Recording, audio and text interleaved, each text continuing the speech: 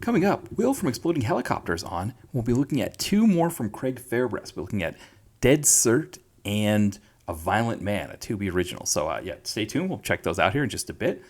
Next week, John Cross from After Movie Diner is on, and we'll be looking at two Harry Hamlin, if I can say his name, erotic thrillers. We'll be looking at Save Me, not based off the Amy Mann song of the same name, but Save Me, and then Deceptions with an S on the end. It also has Nicolette Sheridan and Robert Davi on it. So Bob Davi, you got to have some Bob Davi hanging out in the background there. So yeah, check that out next week. And then in 2 weeks, Ty from Comeuppance is back on for his monthly hit, and we will be looking at King of Killers and the Chuck Norris one, Agent Recon. So Chuck Norris out of retirement after 13 years has a movie on Hulu, and so we checked that one out. So keep an eye out for that one. So not next week, but 2 weeks when Ty is back on the podcast. Then in terms of DTVC Extra, this week there won't be any DTVC Extra, but next week we'll finish off the Rambo franchise with the 2008 Rambo film, and then I think it's called Rambo Last Blood, which I haven't seen yet. I haven't seen that one yet. I have seen the 2008 one, but not the other one. So so next Thursday we'll be finishing off Rambo, looking at those, and then I don't know what's going to come next after that. We'll keep an eye out. So I have a few things in mind. One is, of course, we talked about the Beverly Hills Cop movie, so I could do that. That would be just 2 quick episodes. Another one was the Resident Evil films, because Mila Jovovich, I think all 6 of those are available on Paramount or one of those ones. So that's another idea we had. So yeah, again, stay tuned. We'll keep an eye out for that. Yeah, or keep an eye out for that. And then in terms of the site, this Sunday we celebrate Dolph Lundgren's birthday with Showdown at the Grand. So that's what we'll be doing there. And then we'll kind of finish off the month of November. The rest of the month of November will be 2000s DTV sequels to late 90s, 2000s, not erotic thrillers, but just thrillers. I guess, I don't know, Single White Female, that's not really an erotic thriller, or Cruel Intentions, or Wild Things. I guess Wild Things is maybe more on the lines of an erotic thriller, but yeah, either way. The movies we'll be looking at Cruel Intentions to Wild Things to Single White Female to the Psycho, I think it's called, something like that. And then Skulls 2. We're going to look at Skulls 2. So a little Robin Dunn mixed in there. So check that out. Stay tuned for that for the month of November. And then in terms of other stuff that I have done recently, John Cross from After Movie Diner, he recently posted the episode I was on where we talked about Soldier and the Kiss. So if you're subscribed, you can check that out either on his Patreon. If you get the Patreon, you can see me on video talking about that. If you just do it on iTunes, you can get it on iTunes. I mean, it's already available on there as well. Then we recorded another one relatively recently, which you can check out as well. We looked at Troll, the Michael Moriarty, Julia Louis-Dreyfus movie, and then we looked at Delta Heat, kind of a film noirish kind of deal with Anthony Edwards and Lance Henriksen. It was made in the early 90s, so you can check that out as well. But yeah, I think that is everything. So why don't we have John Cross from After Movie Diner, Miscellaneous Plumbing Fixtures, playing our theme song here, and then when we come back, Will from Exploding Helicopters on, and we'll be looking at Dead Cert.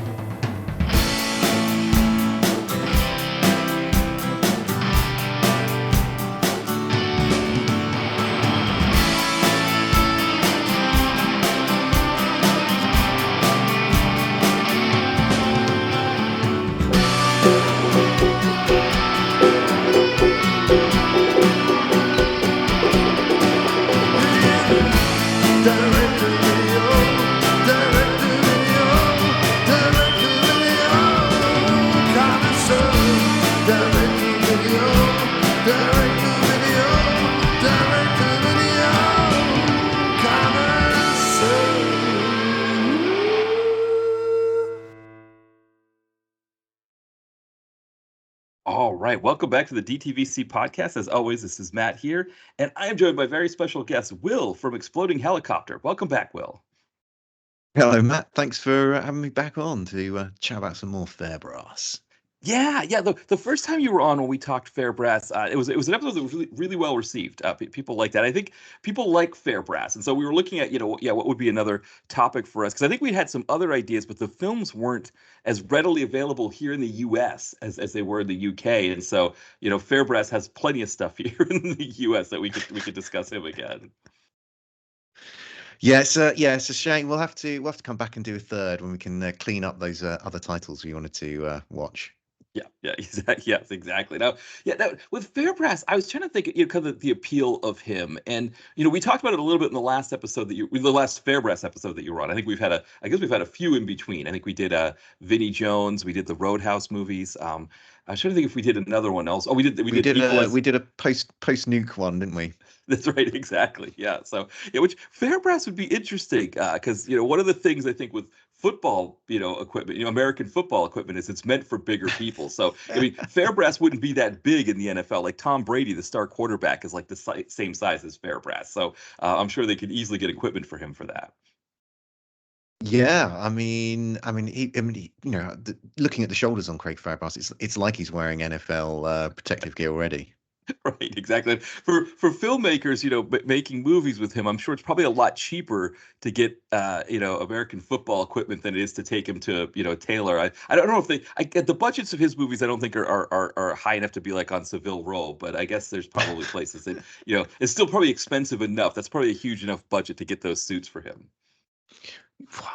Yes, it is an interesting question, like the budget and the finances that Fairbrass is what that he's operating at with some of these films, and I can't remember if we spoke about it on the previous Fairbrass double bill that we did before, but quite a few. Well, a lot of the Rise of the Foot Soldier movies, part of the funding for those films is crowdsourced, and they were doing some fundraising for the latest one that is coming out. So there was various tiers of support that you could go in at that would get your name in the credits, and there were some if you had, I think I can't remember what the figure was, but I think it for the price of £10,000 you could have like a brief speaking role in the film with Craig Fairbrass. I think they were like offering like a doorman, barman, and these would be speaking roles. So yeah, it's interesting. Yeah, it's interesting. So I think they were trying to raise about 50 grand that way. So starts to give you some indication as to kind of what the budgets on those films are. Now, they'd obviously started production, so they weren't relying on that money. They were sort of topping up what they had already put in from other sources. But yeah, it starts to give you an idea as to what the kind of overall budget of those films are. And it's yeah, who knows what it is ultimately, but probably a couple of 100 grand, I would say. I don't know. I'm kind of pulling that out. I'm sort of pulling that slightly out of the air, based on memories of other articles about low budget filmmakers that I've read. Well, because according to the first of the two movies we're going to be talking about, Dead Cert, according to that IMDb, so that had a budget of £1 billion, or not a billion, sorry, £1 million, not a billion. Yes, I don't think any movie spent that cost £1 billion, but yeah, £1 million it said for that one, which that sounded high. I know Yeah, it that was. really does. Does it? Yeah. So I know it was produced by Jonathan Southcott and Billy Murray together, and I wonder if maybe they just know. I mean, of course, that was '09 too, so I guess that was a different time where there was a little bit more money to be had because there's a little bit more money that could be earned on the back end with like DVD sales and rentals and those kinds of things. I think we also need to be that IMDb is Right. is largely a wiki, so I think Right. we need to be very cautious about anything you ever read on that website. I for the life of me can't think that film cost £1 million to make. Just no way. Just Yeah. no way. It does, right. You're because I mean it's essentially shot over two sets. And Yeah. so yeah, I mean Where one of the did that questions. go? Where did that money go? Right, exactly. I don't think Fairbrass would take it all that. And again, Billy Murray was one of the producers, so I'm sure he wasn't taking much money from it. So, yeah, that's a good question. Uh, one of the questions I was going to ask you actually when we got into Dead Serpent, your mention of this crowdsourcing, crowdfunding reward actually uh, kind of dovetails well with that. I was thinking between these two movies. So the first one we're going to be talking about is Dead Cert. The second one is going to be A Violent Man, which takes place in prison. So I mean, if you had your druthers and you could be an extra in a Craig Fairbrass movie, would it be better to be the patron at the sports club or the the strip club, or the fellow prisoner who's maybe like mingling around in the prison cell? Ooh, that's a good question. I think I would be tempted to go for. Well, I mean, I've seen the films, and so if I was going to be in either of them, I would want to be in a Violent Man for reasons which I'm sure we'll get into. So I think I would rather be in that film. But hey, I would not pass up the opportunity to be in a vampire movie with Craig Fairbrass. No, I think you're right. I think If that's that was the probably only choice, I'd still take it. yes, exactly. Because that was my first thought as I was when I was watching Dead Cert. Because when they're kind of walking through the club, and you've got all these patrons that have to sit at the bar and kind of have innocuous conversations. I don't even know what you talk about. I guess if you're just sitting there and they just say action, just pretend you're talking. You just you have to be talking about something random, but you have to. It's probably harder to think of something to talk about, right? And when you're on the spot like that, that is, if you're just sitting there with somebody. But I was thinking like, oh, that could be kind of fun to be an extra like that. And then when I was watching, Violent Man, I was like, oh, at least you don't have to worry about dressing up or looking good, right? You just, show up in sweatsuit, sweatshirt and sweatpants, and just kind of stand around with your hair. I mean, maybe you have to shave. It doesn't even look like you have to shave your head because some of these guys had nicer hairdos in Violent Man as well. Yeah, I mean, I would. Well, my hair's quite short anyway, so I could do a buzz cut and not, and I'd be happy to shave my head to be in a Craig Fairbrass film. Wouldn't mean to, I don't know how long your hair is, Matt. I don't know if you'd like. It's going to take me 3 years to get my hair back to its current length. There's no way. I'm not making that sacrifice. No, I honestly, I'm behind on a haircut. I need a haircut bad. I'm about 2 weeks. I'm putting it off. So I actually, it's getting longer. It's longer than it should be. So I could use a haircut. But yeah, I think the last time I did the kind of all one length buzz cut kind of thing was in 2013, and at that time I was it was probably a little old for me to be doing it. I probably needed to be going to the what we call place called Supercuts here in America that does like it's like a cheaper version of a salon. That's what I usually go to. But I think again, if it was a Fairbrass movie, I would do the all one length shaved head just to be able to say I was in a Fairbrass movie. That's good to. That's good to know. Yes. Yeah. Now, one of the things I was thinking about as I was watching this, because it, again, like we said, the previous time we talked about Fairbrass, people responded well. They wanted, they enjoyed talking about it, and I was trying to think of some of the appeal with him. And I think one of the interesting things is that he's larger than life, the way like a Dolph Lundgren is larger than life. But also, I think one of the problems with being larger than life, being that big, is that like you run into something situation like either like a Michael J. White or Matthias Hughes or one of those where it's like it's almost hard to make them the hero because it's like he's so much bigger and imposing than everybody else that it's easy for him to dispatch of other people. Especially with some of these movies that we see, these sort of these English gangster films where a lot of the actors are maybe like like my height, like 5'7", and it's like they kind of come up to like his chest. But I think there is something to it where it would be interesting to kind of see him in sort of like a Dolph Lundgren style leading role where he could kind of be a badass kind of thing. But I think there is that other part of it where he's so big that it's like, how do you find actors that would be worthy of making a challenge for him? Well, I think you just work with what you've got, don't you? I mean, he's a proper unit. I think he's 6'3", and he uses that to his advantage. I mean, he's got. I think one of the things that makes him like a compelling screen presence is his physique and the fact that, and also he has that. I think, but it's not just the physique because there are a lot of like big guys who who are actors. I mean, there's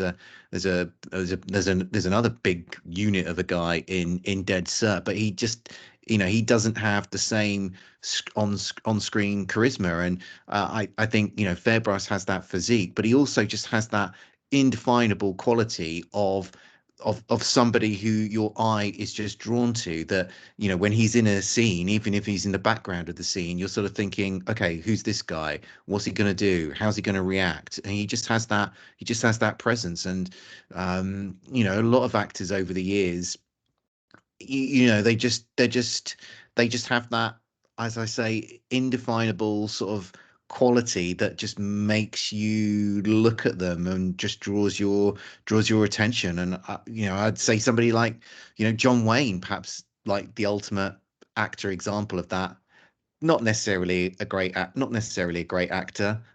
He's done his fair share of like very good and even great performances, but he's just kind of somebody, when he's on screen, you're always sort of like, he's always in your mind. You're always drawn to him as to what he's thinking, feeling, gonna do. And yeah, it just has that on screen charisma. And I think that's what Craig Fairbrass has.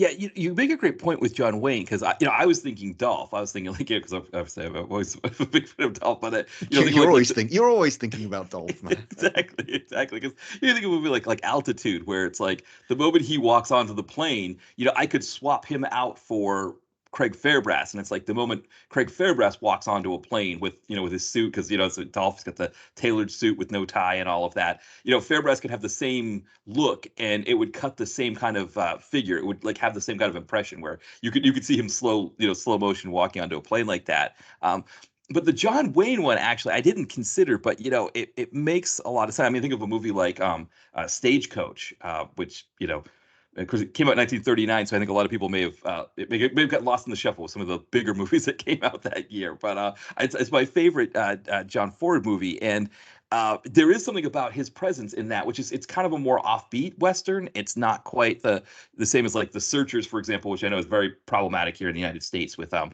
depiction of First Nations people. But even that one too, it's like the John Wayne presence combined with sort of the John Ford landscapes and the cinematography and all of that, it definitely kind of adds something there. And yeah, Fairbrass has that sort of that it factor. Yeah, definitely. And I think it's it does obviously, I think, probably limit the way in which the parts that he can play, but equally, it just means that but the kind of counterpoint to that is that there are some roles that he's ideally suited for in a way in which some 5'4" short ass is not suited for. And I don't mean who famous Hollywood, Alan Ladd was a famous Hollywood short ass. And I think he was about 5'4", and I think that's why he was frequently paired with Veronica Lake, because she was, I think, like 5 foot or 5'1". So they didn't have to start disguising milk crates in the scene or dig a trench for his leading lady to stand in, because they could shoot them and he would still look like he was a good few inches taller than her. Right. Yes, 'cause I think it's something they did have to do for people like Stallone. I think because he's shorter. Obviously, Bruce Willis. Bruce Willis, right? There wasn't any intention of him being an action star, and I think he's actually. I don't know if he's, Well, I think but Tom Cruise is another one you can throw in that of like diminutive action leading men. right because like I never read the Jack Reacher books, but Yeah. my understanding is right. Alan Ritchson is much closer to what Oh yeah, Reacher is supposed to be. It was kind of like people were like, how does Tom Cruise do this when he, 'cause, like the character's supposed to be this larger than life, Craig Fairbrass type character, probably even kind of bigger than Fairbrass, I think, right? yeah, He's supposed to be like even bigger than that. yeah. I think he's meant to be sort of 6'5", or maybe even 6'6". I mean, yeah, he's huge, huge man. So yeah, Alan Richardson much more in line with the kind of the conception of the character in the books. Although interestingly, um, talking about the difficulty of finding worthy opponents when your leading man is built like an outhouse. Apparently, they're trying to deal with that in the next series of Reacher, where I can't remember. They've sort of announced who they're bringing in as the sort of opponent for him, and basically it's some guy who's even bigger than Alan Richardson, so that to kind of give him a kind of like, okay, because you look at him in the previous series, he's dispatches multiple gangs single-handedly, and so I think they're obviously okay. Right, we need to give him a an opponent that he can go up against, who we could plausibly actually best him. So Right. yeah, be interesting to see how that fares in the next series. Yeah, because that makes it, think of like Michael J. White. He's I think like 6'4", 6'5", and he's obviously extreme martial artist as well. So it's like, I was it a triple threat where he has to fight Iko Uwais, who I think is like 5'6", 5'7", and so in that case I think Jesse V. Johnson, and as I remember, he kind of created some elements in the environment that could even the odds a little bit there. But you got to get creative when you have someone that big because. Yeah, like if I punch Craig Fairbrass, right, he's just going to shake it off and laugh at me. It's like it's so when you've got characters my size coming at him, it's like you got to either overwhelm him with a lot of people, like we Yeah. see in A Violent Man, or you've got to find someone like you said who's big enough to make it seem because because I guess even though I kind of like the idea of the big guy who's just like rumbling through the movie and just beating everybody up, but I think from a plot standpoint you need some sort of peril or some sort of stakes involved. Yeah, definitely. And I think, when you have those types of matchups, it's definitely, you appreciate when it's done well, and they take into consideration like what the skill sets are of the kind of the characters in that scene. So as you say, if they're smaller guys, okay, we're gonna need something in the environment, or we're gonna need a lot of them, or we're gonna kind of make a kind of a bit like they sort of did with Bruce Willis in some of the Die Hard films, where he's just sort of like a barroom brawler going up against people who are like martial arts trained, and that actually sort of and he's got to use his ingenuity in order to overcome them, because he's actually sort of outskilled in terms of the contest and the opponent that he's taking on. So yes, I always appreciate when filmmakers put that little bit of extra thought into how their characters are going to match up, and find sort of it makes for more interesting contests, I think, than rather than just sort of seeing two people who are like, I don't know, both Brazilian jiu-jitsu exponents, and they just fight within the conventions of that. It's interesting to see that sort of clash of styles, clash of sizes, or clash of numbers. Yeah, because you make a great point because I think that's one of the things with the rise of the mixed martial arts and UFC and all of that, that like especially in the late 2000s there was a push to have more of that kind of Brazilian jiu-jitsu and that kind of thing in movies, and it's entertaining to watch live when it's two actual combatants who are sort of playing this chess match of like how do I pass somebody's guard and things like that. But in a movie you need the kicks and the punches are the much more exciting element to it, but at the same time, right? If it's Dolph Lundgren against Jet Li in The Expendables, you've got to create some things like like where Jet Li kind of runs into an area where Dolph's size is an issue because it's the scaffolding and whatnot. Mm. You've got to get creative with it because yeah, I mean, Jet Li could punch Dolph all he wants, and Dolph is just going to sit there and look at it and then just grab him and throw him or something like that. Yeah, absolutely. And as I say, yeah, makes for more interesting contests. Exactly. Well, yeah. Well. Why don't we get stuck in on our films? We're going to start with Dead Cert, because I think we'd had another one in mind, but for whatever reason, it just was not available here in the U.S. And when I say not available, I mean like it wasn't anywhere. I don't think it was on DVD. At least it wasn't new. I couldn't get it new on DVD. It wasn't on to rent on any. So it wasn't even like a free streamer didn't have it. Like nothing had it, which I have no idea. I guess there's just certain ones. I guess that they just the distributors think, okay, well, UK audiences will like it, but Americans won't. I guess I don't know what the mindset is there. Well, I mean, if anyone is the film we're actually talking about here is Muscle, which Oh, is right. Craig Fairbrass's sort of art house film, and it doesn't. I'm very surprised that it's just so unavailable. I mean, that seems very unusual in this day and age, but at the same time, I can understand it to a certain extent, because the film is in black and white. It is not. It is way off of Craig Fairbrass's normal type of fare. So I can well understand why sort of perhaps American distributors looked at it and just thought, like, not putting any money into this because we're never going to make it back. Hopefully, it will become available because I think it's a great film, and I'd love to have done. Yeah, I was hoping to pair it with A Violent Man because I think two very they would have made a great double bill and would have been a great opportunity. As I say, both films really showcase Craig Fairbrass's acting abilities in there. So yeah, hopefully one day it will become available in the United States.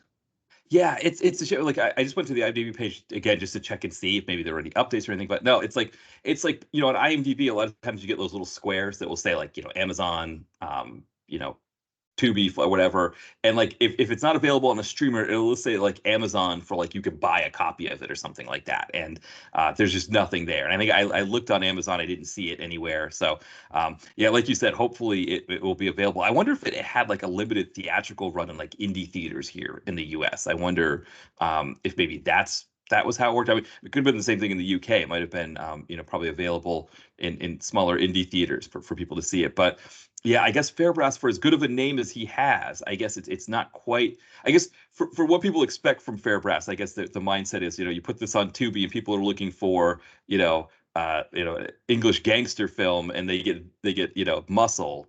They might be upset by it. They mean, why is this in black and white, etc. And I guess there's only so much I guess they can toy with the audience because how many movies on Tubi have a name splashed on the tin that isn't in the film at all? But I guess you could toy with us with a genre picture as long as it's still a genre picture. But if it's suddenly an indie flick, we get angry. I guess I don't know. I mean, you probably could do a very deceptive edit of Muscle and create a trailer which would make it appear like a inverted commas typical Craig Fairbrass film. There'd still be the issue that it was in black and white.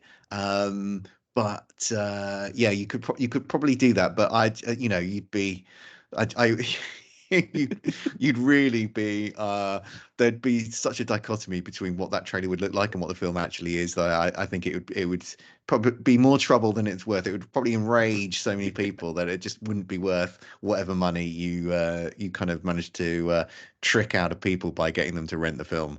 Yeah. So yeah. So unfortunately, because of that calculus or whatever the reason is, or maybe the distributor that they had for it just doesn't have a deal with any of the streamers. Who knows exactly what it is, but unfortunately, Muscle's unavailable, so we settled for Dead Cert from 2010. So I'll give a quick synopsis here, and then we'll kind of jump in.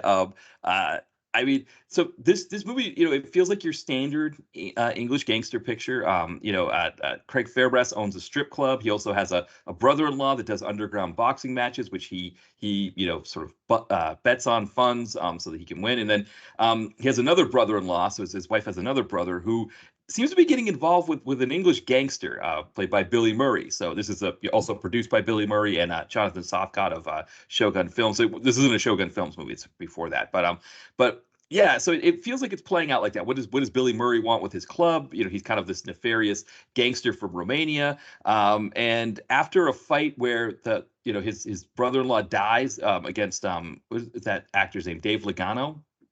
And speaking of UFC fighter, right? Dave Lagano. He once that he dies, Craig Fairbrass loses his club to Billy Murray, and then they discover that the reason why Billy Murray needed the club is that he and his lot are a bunch of vampires, and they were using the club as their base of vampire operations. So unhappy about that, Fairbrass goes in to try to take them all down, and we get our big kind of showdown between Billy Murray and Craig Fairbrass. So yeah, Will, what did you think of Dead Sir? Well, Dead Cert was a film I'd not seen before, so yeah, when we couldn't do Muscle, I thought, okay, let's tick off a Fairbrass that I've not seen before, and I thought that this film seemed like quite an interesting one to potentially do because for a British, inverted commas gangster flick, it's got a lot of actors in it that work in that milieu. So you've got Billy Murray, who's been in a million of these films. You've got Danny Dyer popping up with an incredibly brief appearance. There's Roland Manookian, who's been in a lot of the Rise of the Foot Soldier movies with Craig Fairbrass. Got Dexter Fletcher in there. Also got Stephen Burkoff as well, who's been in a lot of these sort of low budget Brit geezer films. So I kind of yeah, quite interested to see it. Um, Really, I thought this film. Oh, I felt this film was a bit of a missed opportunity because like you've got a premise that actually has some sort of possibilities here. So it feels like it's a bit of a riff on from, or could have been a bit of a riff on from Dusk Till Dawn. Basically, gangsters versus vampires. You know, there's a lot of fun that you could have with that. But this film, I'm afraid to say, it's just not very good. The I mean, the usual complaints about these films. The script, well, you know what? I'm not really bothered about the script. It's just, I guess it's the story is more convoluted than it really needs to be. There's large chunks of this film in which nothing really happens. I mean, I was sort of keeping an eye on the timer because I was becoming aware of this particular issue. I think, I'd noted down we're 50 minutes into the film and still not that much has actually happened. And it's just like, this is at its core, this is a simple film. This is gangsters versus vampires. Just let them go at each other and get on with it. And this film kind of gets bogged down in sort of like convoluted drug wars, unnecessary drama subplots.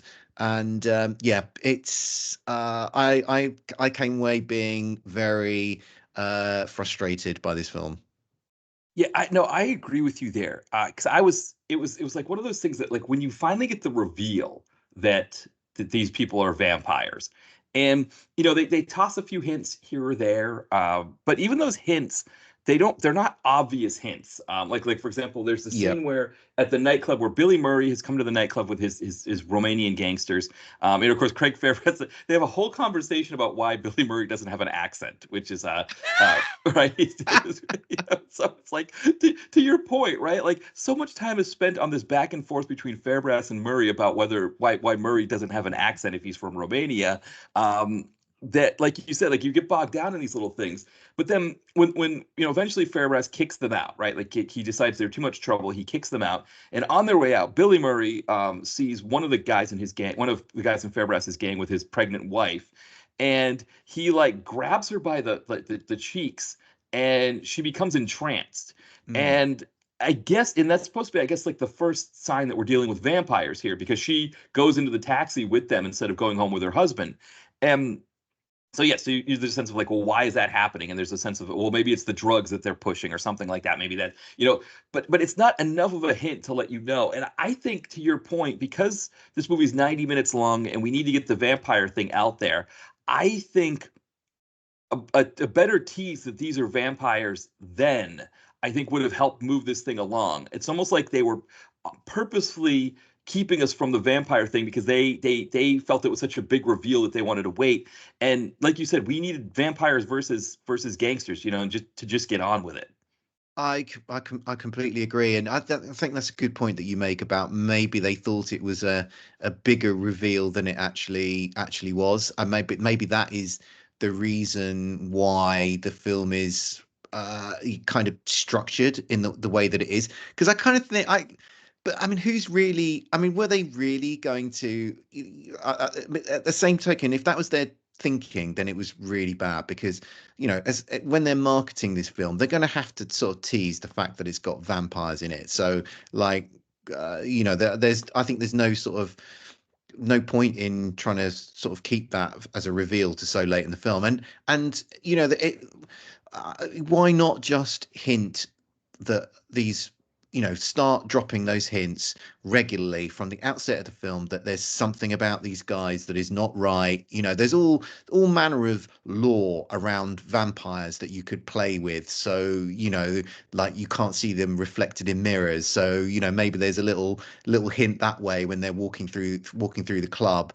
Yeah, I know, maybe someone nicks themselves and, Billy Murray looks a bit hungrily at this kind of, drop of blood that's on someone's finger. I mean, any number of ways ways that you could kind of start teasing that in. And really then like I would say if there's a 90-minute movie, you're sort of like after about 30 minutes, okay, like they're vampires, and shit's starting to go down. And yeah, here it just takes far too long. So we get these all achingly dull stuff between Craig Fairbrass and his wife, and she wants a baby, I think. I mean, it's just like, what the heck? Why are we? It doesn't go anywhere. It doesn't matter. It's just like, why are we spending time and energy on these kind of like redundant subplots? And that's, yeah, as I say, I come back to the fact that this, at its heart, this is a very simple film. Gangsters versus vampires.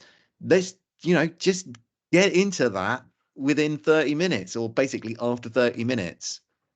Yeah, because it's like the baby thing is almost like, I mean, yes, the baby thing plays a part, like I guess later at the very end of the movie, but um, it's it's almost like kind of a gangster film red herring, right? Because like in a gangster film, the fact that his wife wants to have a baby would be like this really difficult thing for him to reconcile if he's an actual gangster, right? Because we find out that he's really not a gangster. He just Mm, owns a gentleman's club. But if he was, a gangster and he was running some sort of operation out of the gentleman's club, there might be this sense, right, that like, okay, your wife's going to have a baby, but you're getting into stuff, right? Because you've got to take out Billy Murray's gang if they're not vampires, yeah. um, but it's like you said, it's like kind of a gangster film red herring because it has no impact on the plot later on because there is no crisis of conscience that he has because he's gonna kill vampires, right? So there's no like oh, I've got to, I can't get back into my old gangster ways for my wife. So yeah, so that part was unnecessary. But the other point I want to touch on that you brought up was a huge missed opportunity, actually, because the nightclub brings so many opportunities to tease the vampires, right? Like, I mean, how many walls do they have that are reflective that you could have seen his gang Mm, walk through, and we don't see them in the reflection? I mean, bars have glass everywhere. Think of like a bartender goes to open a bottle, right? She goes to pop and she cuts herself, and she's like yeah. kind of got her finger in her mouth to kind of and the vampire sees that. One of the guys in the gang, the Romanian guy who we think is like this degenerate who's like raping and killing women. That's what we think he is, and then we find out, of course, that he's a vampire. He looks kind of like former EPL footballer Jimmy Bullard. I remember when he played with Hull, and I think he went to Fulham after that. But really great at service. He could definitely he's great midfielder. But anyway, I really didn't expect Jimmy Bullard to be coming up in this discussion, but for some reason he just looked like him to me. I don't know, but yes. take my hat off to you, Matt. Right, I know exactly. Yes, yeah, yeah, but no, but like we're seeing him watch the woman dancing, right? And he's eyeing her in a way that looks like murder, rapist, serial killer style. Mm, But to your point, really what we should be having is like scenes of like her jugular, right? Like he's there and he's kind of licking his lips, looking at her, and then we see, instead of seeing her boobs or her body or anything, we see the jugular. We see like a yeah. pulsing vein in the jugular. And again, that would be another piece that would say, oh, we might be dealing with vampires here. So a lot of places that they could have been teasing this, like you said, to maybe move things along better.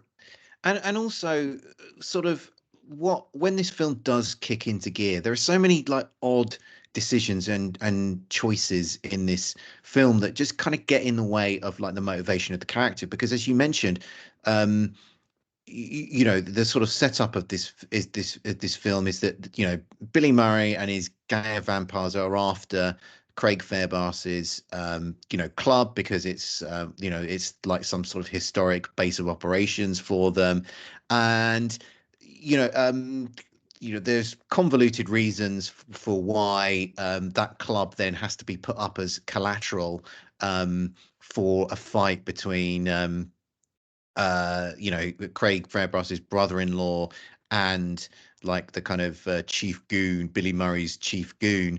And does his brother, that his brother gets killed in that fight, and Craig Fairbrass just goes home for a bit and kind of doesn't react to the death of his brother. And it's only after he gets a bit of a talking to from his missus that he sort of like decides, oh, actually, you know what, I need to go and kick the crap out of these Romanians. And it's just like, what are what are we doing here? You know, that the death of his brother-in-law should be sort of like that should be the main turning point, and there shouldn't be that delay. Not in my eyes. It just kind of takes the takes away all the momentum, takes the wind out of the sails of the narrative. Yeah, exactly. And so there was another piece that I read in the trivia about this. I don't know if you caught as well that like apparently the brother-in-law was supposed to be addicted to drugs. Apparently the other brother-in-law through Billy Murray was supposed to have gotten him addicted to drugs, and that was how he loses the fight so easily. Apparently, and I guess they cut that whole piece out of the movie, so we get snippets of it. Like we get that scene at the when he's training, and his Mm. trainer is like like get it together, man. You got to what's your problem? Like why aren't you in there Ah. fighting? And I wonder if that was all this Craig Fairbrass piece was part of it, that he was like, well, he's addicted to gear, like what's, it was his own fault almost, right? And Yeah. the wife had to get it. But it again added some unevenness because I wonder too, now that we're talking about this, that if some of those scenes with him getting addicted to drugs, if maybe there were also teases earlier on about them being vampires. But it also, it's one of those low budget movie decisions, right? We're going to cut out the whole drug addict thing to get the film inside of 90 minutes. And while I agree, I always love a shorter running time. It may have, though. Actually, to be honest, I don't know how much that, because like you said, the issues that we're talking about, I don't think are solved by a clear exposition about the younger, about the brother-in-law being an No. addict. I don't think so. Really don't. I really don't think so. I mean, I just think there must have been a simpler way of kind of getting the chess pieces where they need to be on the board, like quicker and simpler. Like maybe Craig Fairbrass's brother-in-law is like into these Romanian gangsters. He owes them a lot of money because of, he's bungled, he's lost a shipment and, it was on tick or whatever. And so therefore, like Craig Fairbrass has to put up, in order to kind of get his brother-in-law out of this situation, he has to put the club up as collateral for the kind of punch fighting contest that takes place. The guy gets killed, and Fairbrass is so enraged by the fact that that's way that's just meant to be, it's meant to be a fight till someone's knocked out, not meant to be killing each other. And Fairbrass is so enraged by that he's like rounds up his mates to go and like sort out these Romanians. And what we they walk into it, and it's walk into, and you start having the kind of the gangsters versus vampires contests that way. You kind of get into it much quicker, much more simply, and we can kind of get to the bits of the film that we're all sat down here watching and waiting for. Yeah, I totally agree. I mean, and to your point too, some of the other vampire elements that we could have is like, for example, and I mean, considering Hammer films were able to, use locations in England to represent Transylvania for for years in the 60s and 70s. I think they could have found a location to be Transylvania and had like the younger brother maybe there, and Billy Murray, because of the whole vampire you have to be invited thing. Um, Mm, Maybe it's he needs to be invited back to England. He can't step foot on the British Isles unless he's invited back. And here's this younger brother who wants to make a name for himself, wants to make money. He decide he throws in his lot with Billy Murray, not realizing that he's invited him back to England so he can invade. And so you can have those little snippets there that give us a sense of where we're going with this. That, mm, like you said, I mean, we could even have Billy Murray's gang. Like, I mean, if they didn't want to do the reveal, if they were really so keen on not revealing, because I think to your point, I don't think it would have, based on how they had to market this, it wouldn't have been the worst thing in the world if we see Billy Murray's gang, doing their vampire thing in Transylvania at a club there. And then, the brother shows up, and we also find out why he wants to be a vampire, right? There's the whole thing of him yeah. having terminal illness, and so he wanted to be a vampire so it would cure him. I mean, that could also be part of it, is that he finds out they're vampires and says, hey, I could use your help, and something like that, because we also don't know how he finds out they're vampires. We don't know how Yeah. any of that kind of thing works.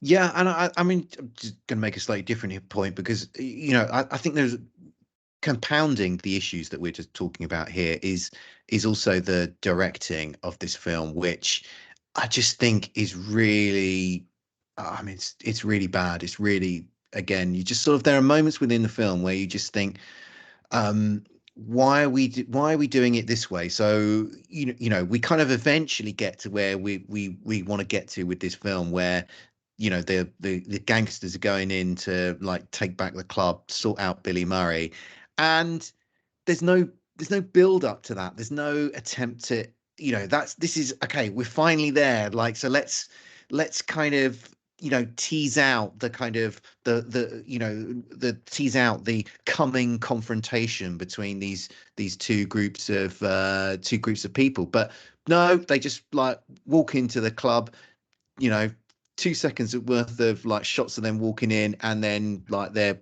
throwing punches, throwing glasses around. It's just like, well, that it's just need to build that moment, because that's that now about to have the kind of coming storm. And there are other examples of just really like bad direction in this film, where you just have like these really incredibly boringly staged scenes. There's a kind of like board meeting of these of these Right. of these gangsters, and just everyone sat around a table. It's the shots completely static. They're just talking to each other, and it's just like, why are we staging it this way? I mean, I understand some of the limitations with low budget filmmaking. If you're going to have multiple camera setups, that's more time. That means a longer shooting schedule. That's time is money in these things. But there are, I've seen countless other films where, okay, we're only going to have like a couple of camera setups, and it's you so you then you just have the actors moving around within the screen. You have them sort of standing or positioned in interesting ways, doing a bit of business. I don't know, somebody's, I don't, whatever. Somebody's sharpening a pencil in a particularly, threatening manner or something. Literally anything. There's just no, in some of the staging of these scenes, there's just no imagination like expended whatsoever, and it just makes for a flat, dull. I mean, I don't know what you felt. I mean, this film's 94 minutes. It felt like longer when I was watching it, and it's and on a large part of the reason for that is because so many of these scenes are just staged in such flat and pedestrian ways. No, I definitely agree with you. I mean, I was checking the slider bar quite a bit myself. I kind of was with the next movie as well, but for a different reason. When we talk about that, I'll get into that a little bit more. But with this one, yeah, I like to your point about that scene, right? So I think they want to do your traditional two gangs, having a conference, kind of thing. But the reality about that scene, that whole, thing that apparently Craig Fairbrass's nightclub also has a what was it? Not a convention room. What do I want to call it? A Boardroom. boardroom, right? Yeah, it's like he hosts conventions at his nightclub. So it's like it made no sense that he would have a boardroom in his strip club, but anyway, he does. But the reality is, there are only two people that we really care about in that scene, Yes. right? It's Fairbrass and Billy Murray. That scene easily could have been done in his office, and like you said, sharpening a pencil in a very menacing way. Murray, playing with stuff on the desk, and Fairbrass being, "Don't touch that," or whatever. Oh, it's a really nice paperweight you've got there. And you those two are what we wanted to see in that scene, and so then it's like we've got all this other extraneous stuff there that it wasn't necessary. And like you said, the scene didn't. I mean, yes, we need to know that the fight was coming. We need to know that the two were fighting. And again, it didn't even make any sense that why like that the boxer, younger brother would take on Dave Lagano.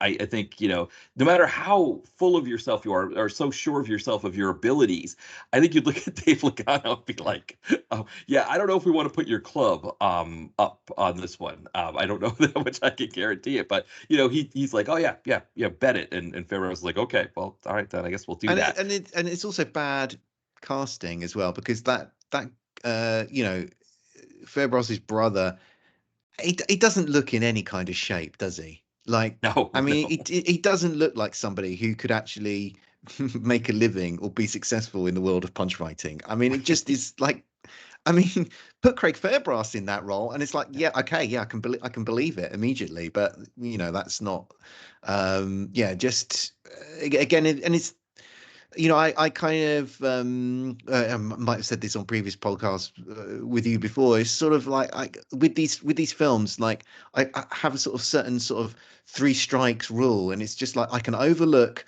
a certain number of things because like whatever. Like I want to enjoy every film that I watch, and I can overlook certain things. And it's just like, but if you keep presenting problems to me, it's just they you reach a kind of critical mass where you just like, oh, I've had it with this film. It's just like this is a kind of like a sort of almost like an insult to my intelligence.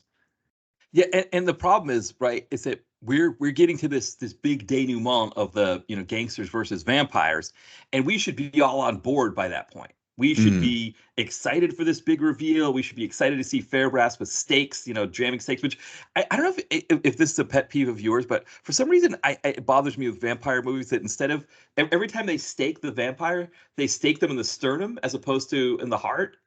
Because the heart is not in the middle of the chest; it's on the left side. I mean, everybody can feel their heart, but I don't know. It's a little pet peeve of mine. But either way, he's staking something like that. Like we should have been all in at that point. And in fact, like you said, we're checking the slider bar to see how much time we have left. Yeah, and they can kind of get to that part of the film, and as you say, we should be all in for it, and we're really just like we're just thinking, finally, we're on the home stretch now. You're just kind of thinking, okay, we're kind of getting now towards the part where I can, you know, turn this off and log it on Letterboxd and find something better to watch. Exactly. Now, one piece I wanted to talk about with you, it's within the movie, but it's just sort of an overall concept, and it's this idea that okay, so vampires have rules, just like you have in real life, right? We have rules, whether it's in religion or laws, things like that. And there's this concept of whether it's like the letter of the law, right? So it's like what the law explicitly says versus the spirit of the law. And I noticed in this movie, like for example, there's the law that vampires can't enter a home unless they're invited. But we have a scene in this movie where one of the Billy Murray's vampire, female vampire in his gang, she goes to take Fairbrass's wife so that she can, use her as leverage against Fairbrass. And to get into the house, she has the friend. She has one of the friends. She has her friend like at by the throat and says, "Invite me in," essentially saying, "I'll kill your friend if you don't invite me in." And I feel like that goes against the spirit of that rule. And I feel like vampire laws, because they exist on a higher plane, I feel like you can't just skirt around them by doing but like finding loopholes in them. But I don't know what your thoughts are. I'd love to see Judge Judy rule on this. Right. Like, Right. I mean, I've got no. I, I agree. I think it is against the. I think it's against the spirit of the law. Like, I agree. I think it is. It's just otherwise. Then what is this? What is this really?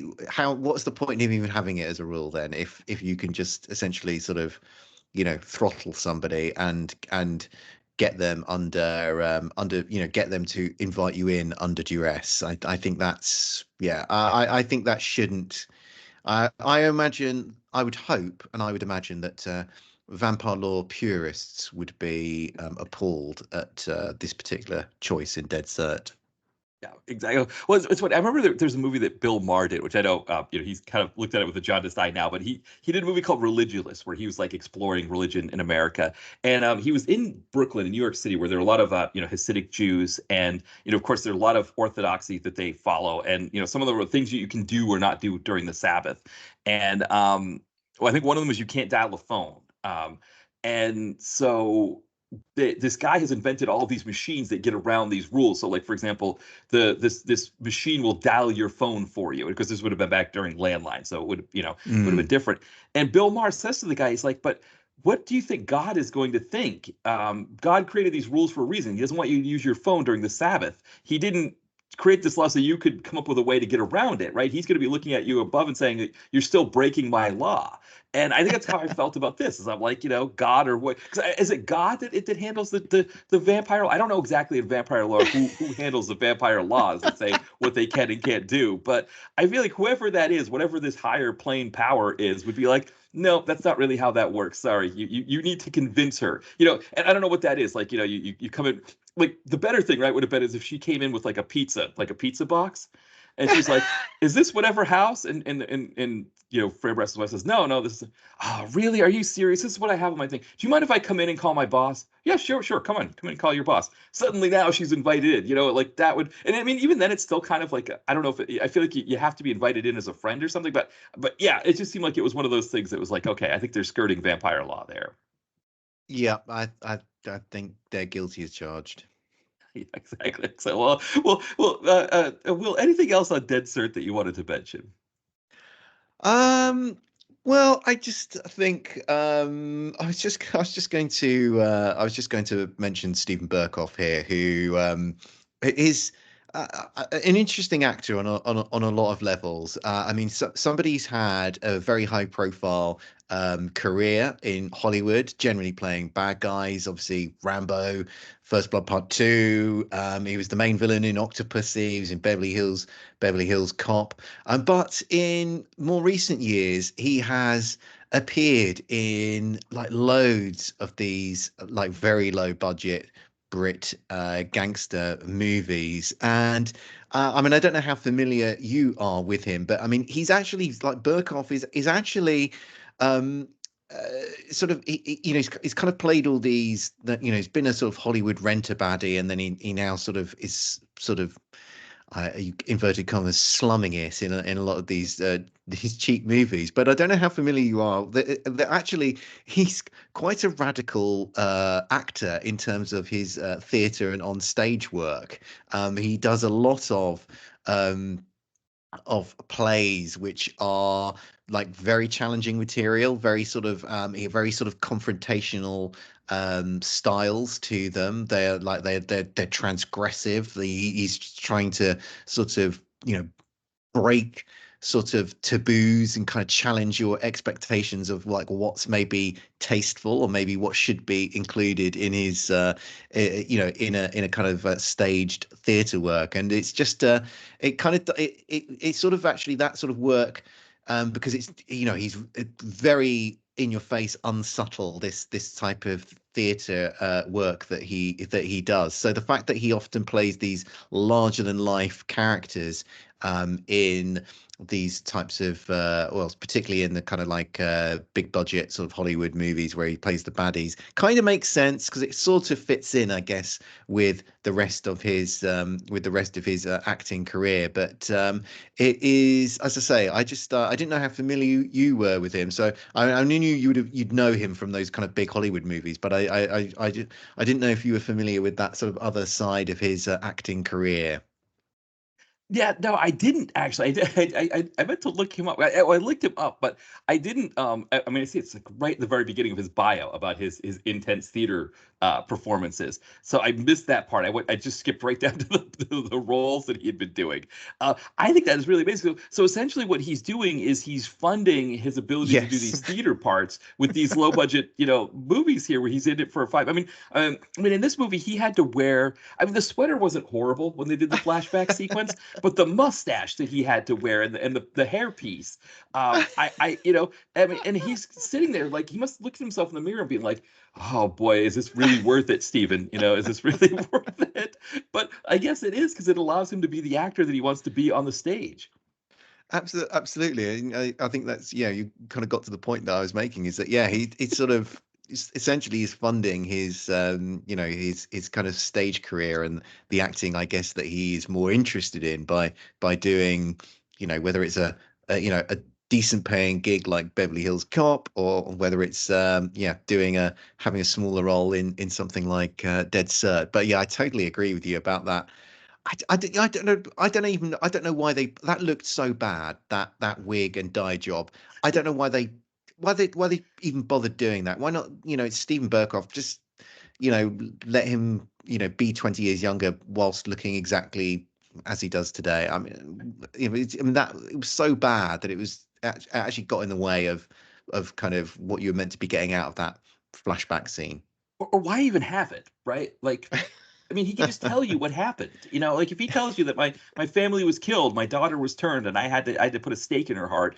Like, Stephen Burkoff, Stephen Burkoff's a He good can enough sell actor, that. right? Yeah, I mean, and just have a couple Fairbrass reactions, like maybe a cocked eyebrow or a cringe or something like that. And I mean, that's the other problem with Stephen Burkoff's character. This is another area where they were artificially keeping the vampire reveal from us.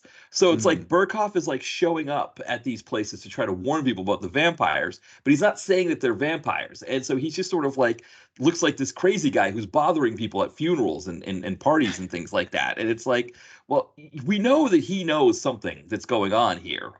And again, it's just more this whole like, why would he's only not saying what it is because he the story is demanding it. So yeah, it was because when he's there, right? He's like your classic like with like Oliver Reed or from the Oh, Hammer films. Peter Peter Cushing. Cushing. Yeah. Yeah, he has that feel now that they had back in the '60s. So we know what he's about. We know what his purpose is, and it's again like you mentioned, it's another place that we could have teased this more, right? We could have seen his cross. We could have seen, I mean, I guess we did see the cross, but we could have had a better sense of who he is as this sort of like vampire hunter or whatever that he does. Yeah, I agree. Just another example of just uh, the kind of sort of bungled, mismanaged storytelling that is prevalent throughout this particular film. Yeah, yeah, I agree. I agree completely. Well, yeah. I guess this is kind of it for Dead Cert. So I don't know. Yeah, if you want to move on to a Violent Man, if we'll kind of jump into that one. Yeah, let's nail a stake through the heart of Dead Cert and move on. Okay, excellent. Well, so a Violent Man. This one comes out in 2021. It is in America. It's a Tubi original. So I guess in your case, because Tubi it just now come out in the UK. So this wouldn't have been a Tubi original in the UK. No, I was amazed. Yeah, certainly wasn't. I saw this when it came out, and certainly that's not how it was. Yeah, presented. Yeah, yeah. And I'll do a quick synopsis here of this one. So Craig Fairbrass is a violent criminal. We see him in the very beginning of the film stabbing another inmate to death. So he's in prison. We find out as we go along that he's in prison for killing his lover, wife, I don't know, girlfriend, and her lover. So he's in jail. He's in prison probably for the rest of his life. But he's got a reputation as being very violent. Nobody messes with Fairbrass. And then we've got two stories that kind of come up for this point of redemption for him. One is that his daughter, who was very young at the time that he killed her mother. She wants to meet him. She's grown now. She's I think 19 or 20. She wants to meet him, and then he gets a new prisoner, a new cellmate in his prison. Marcus Wainwright is the character name up, but the actor is Stephen Odubala, that's there. Okay. But he's a young, he's like 19, he's about the same age as Fairbrass's daughter. And he's young and he's sort of having to learn the ropes of what it's like in prison. And he's dealing with the situation where gangs on the outside are pressuring his father to give money so that he can sell drugs on the inside for them. Otherwise, he's going to get killed in the prison. And so Fairbrass sort of has this moment of, his character has this moment of redemption where he's both has this opportunity to meet his daughter and maybe get some closure there, but also can protect this young kid or try to protect this young kid and sort of show him the ropes so he can survive better in prison. And yeah, so that's the kind of the gist of it. Will, what did you think of A Violent Man? Well, I don't mean to get into an argument with you straight off the bat, but Yes, sure. do you think this film is really about Craig Fairbrass finding redemption? Because All right. I would say it's not. Yeah, I I guess would maybe. say it's Go more ahead. him. I'd say it's more him contemplating his life and what drives him to like be the way that he is and to think the way that he does. Um, and yeah, I don't think he's looking for, I don't think he's looking for redemption, but that's my, No, maybe you're right. I guess I was trying to think of it.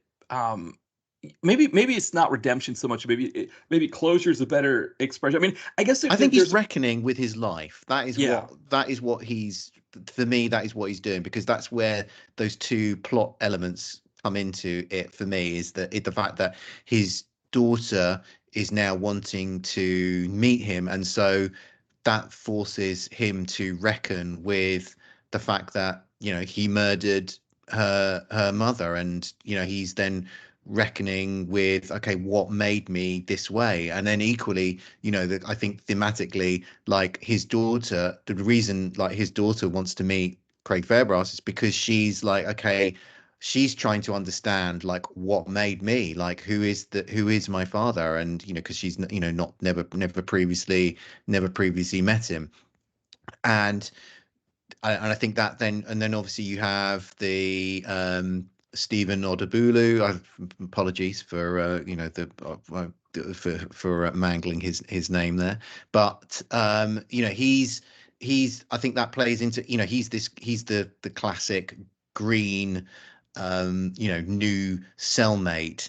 And so you know, there is that sort of sense of like Craig Fairbrass trying to show him the ropes. But I think that's more about not seeking redemption. I think that's more about giving him an opportunity to kind of expound on the sort of the other kind of, I think, idea that is in this film about how like prison like brutalizes people. And there's a sort of idea of a sort of vicious, I think an idea of a vicious cycle within this film, that you kind of you have to kind of become like a completely sort of closed down individual, like the one that is portrayed by Craig Fairbrass, in order to you know, survive in this particular environment. And so gives him the, you know, sort of opportunity to kind of expound on his philosophy as to the sort of person that he is. But, you know, pays your money and takes your choice. That's my tuppence worth on the subject. No, I understand what you're saying, because I think, you know, even if you know, it seems like he takes, you know, like I know that the governor of the prison kind of talks about how, well, you know, this could be your chance at redemption if you can, you know, have, or maybe not your chance of redemption, it's your way to pay your debt to society, right? Because he Mm, tells him the way you pay your debt is through good behavior. That's how you pay your debt. Because I think one of the things is, in America, actually, I would say, because I don't know in America if he would have been charged. He was charged with first degree murder. They said in the film. I don't know in America. He may have gotten second degree. He might have been able to get out at a certain point, after 25 years. And it sounds like that was the case in the UK, that he could have potentially have gotten out of prison at some point had he not been a violent man. But because he killed other inmates, you know, that kind of thing, which is another piece of this that's interesting, right? Is that he's killed other inmates, and now he's still getting a cellmate, right? He's still getting someone who could potentially, you know, it's like, you know, but which, I mean, and actually, I say it's probably more common than we think. I know here in Philadelphia there was a dangerous inmate who was being held in a jail, and yeah, they gave him a cellmate, and he killed the cellmate. And it's just like, well, you knew he was dangerous, like what, you know? It's like, you know, so yeah, um, we but got so much overcrowding in the UK. We don't have the luxury of yeah. keeping people in solitary. Right, exactly. Yeah. And so unfortunately you're a young kid, and I mean, the thing is that, like, will you know, Fairbrass's character is so much like one of the, I think the thing I loved about his performance here is he never leaves that character, but also from a writing standpoint, even though he's like sort of taking up for the young for his younger cellmate. I mean, there's the point where he tells the kid, here are the rules for the cell, and one of them is don't take a shit while I'm in the cell with you, right? We you know, and so it's like kind of lights out period, and the kid's like, I got to take a shit, and he's like, well, you got to hold it till the morning. And the kid's like, really? All right, I guess. And then, you know, he decides to try to sneak. And while he's sneaking, you know, he wakes Fairbrass up, and Fairbrass grabs him, starts beating the crap out of him, like dunking his head in the toilet. I think he wipes we're supposed to think that he's maybe even wiping the feces on his face. Like he Mm. just like brutalizes him in that moment. And of course, the kid, I guess, kind of forgives him because you don't have any choice, right? You got to, you know, but there's that sense that, like, as much as Fairbrass might be taking this kid under his wing, he's also still this character, and he's not, you know, he's not going to break from being that brutal character. Yeah, and I think that that's part of. I mean, that particular scene's quite early on within their relationship, and I think you like initially, like I think, you know, Craig Fairbrass doesn't really want to like engage with this guy. Like he just wants to just sort of, you know, frankly not have any investment in him, and that scene's quite early in their relationship, and so as you say, it's him teaching him the ropes, and also like being true to the kind of you know the sort of character that has and the sort of personality or the way he's presented himself in prison that has allowed him to survive so many years inside is by just being laying down the law and then acting ruthlessly to kind of enforce the boundary lines that you draw. But like later on, like we do see kind of a change in their relationship, and Fairbrass does actually sort of step in a way in which kind of I think he steps in to defend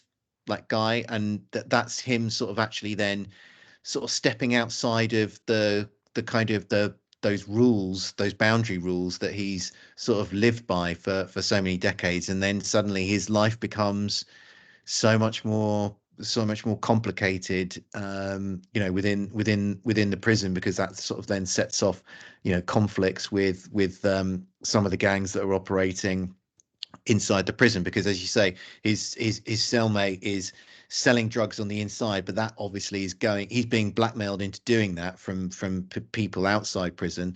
But obviously him selling drugs inside the prison is he is getting is angering the kind of like the existing sort of gang are selling the drugs inside the prison, so they then start pressuring him to stop selling the drugs inside the prison. And obviously Craig Fairbrass gets caught in the middle of that because he decides to sort of step in and defend him. So it's sort of it's interesting to sort of see that arc, because I think it sort of then plays. I think the sort of the final scene, I think, is sort of like Craig Fairbrass is just like, well, kind of tried to tell you, and it's then him going back operating within the kind of like that code that he's always established for himself. But trying to avoid a bit of a spoiler there.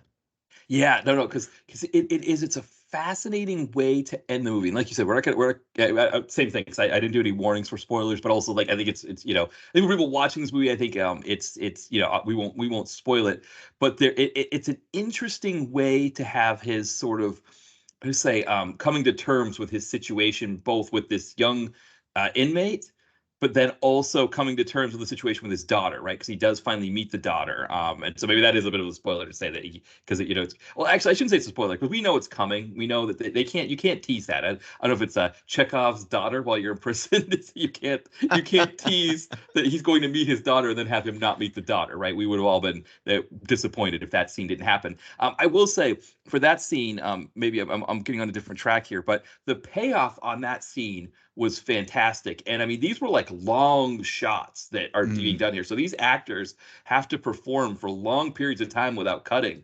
I don't know what your thoughts were on that, but I thought that was a really great scene. Well, I think one thing we should probably mention is the sort of the style is the sort of setup and the structure of this film, because essentially there are only two locations in this entire film. There might be it might have is there one in the warden's office? But basically, the entire film takes place inside, the cell that is shared by Craig Fairbrass and well, I've got to go with his character name, like Marcus, who's the kind of like the young inmate. Like the entire film takes place within that cell, and so you do have like a lot of scenes where it's just the two actors within that very confined space. There's not, there, the camera is not doing a lot of cutting, so it's just the two actors playing out the scene.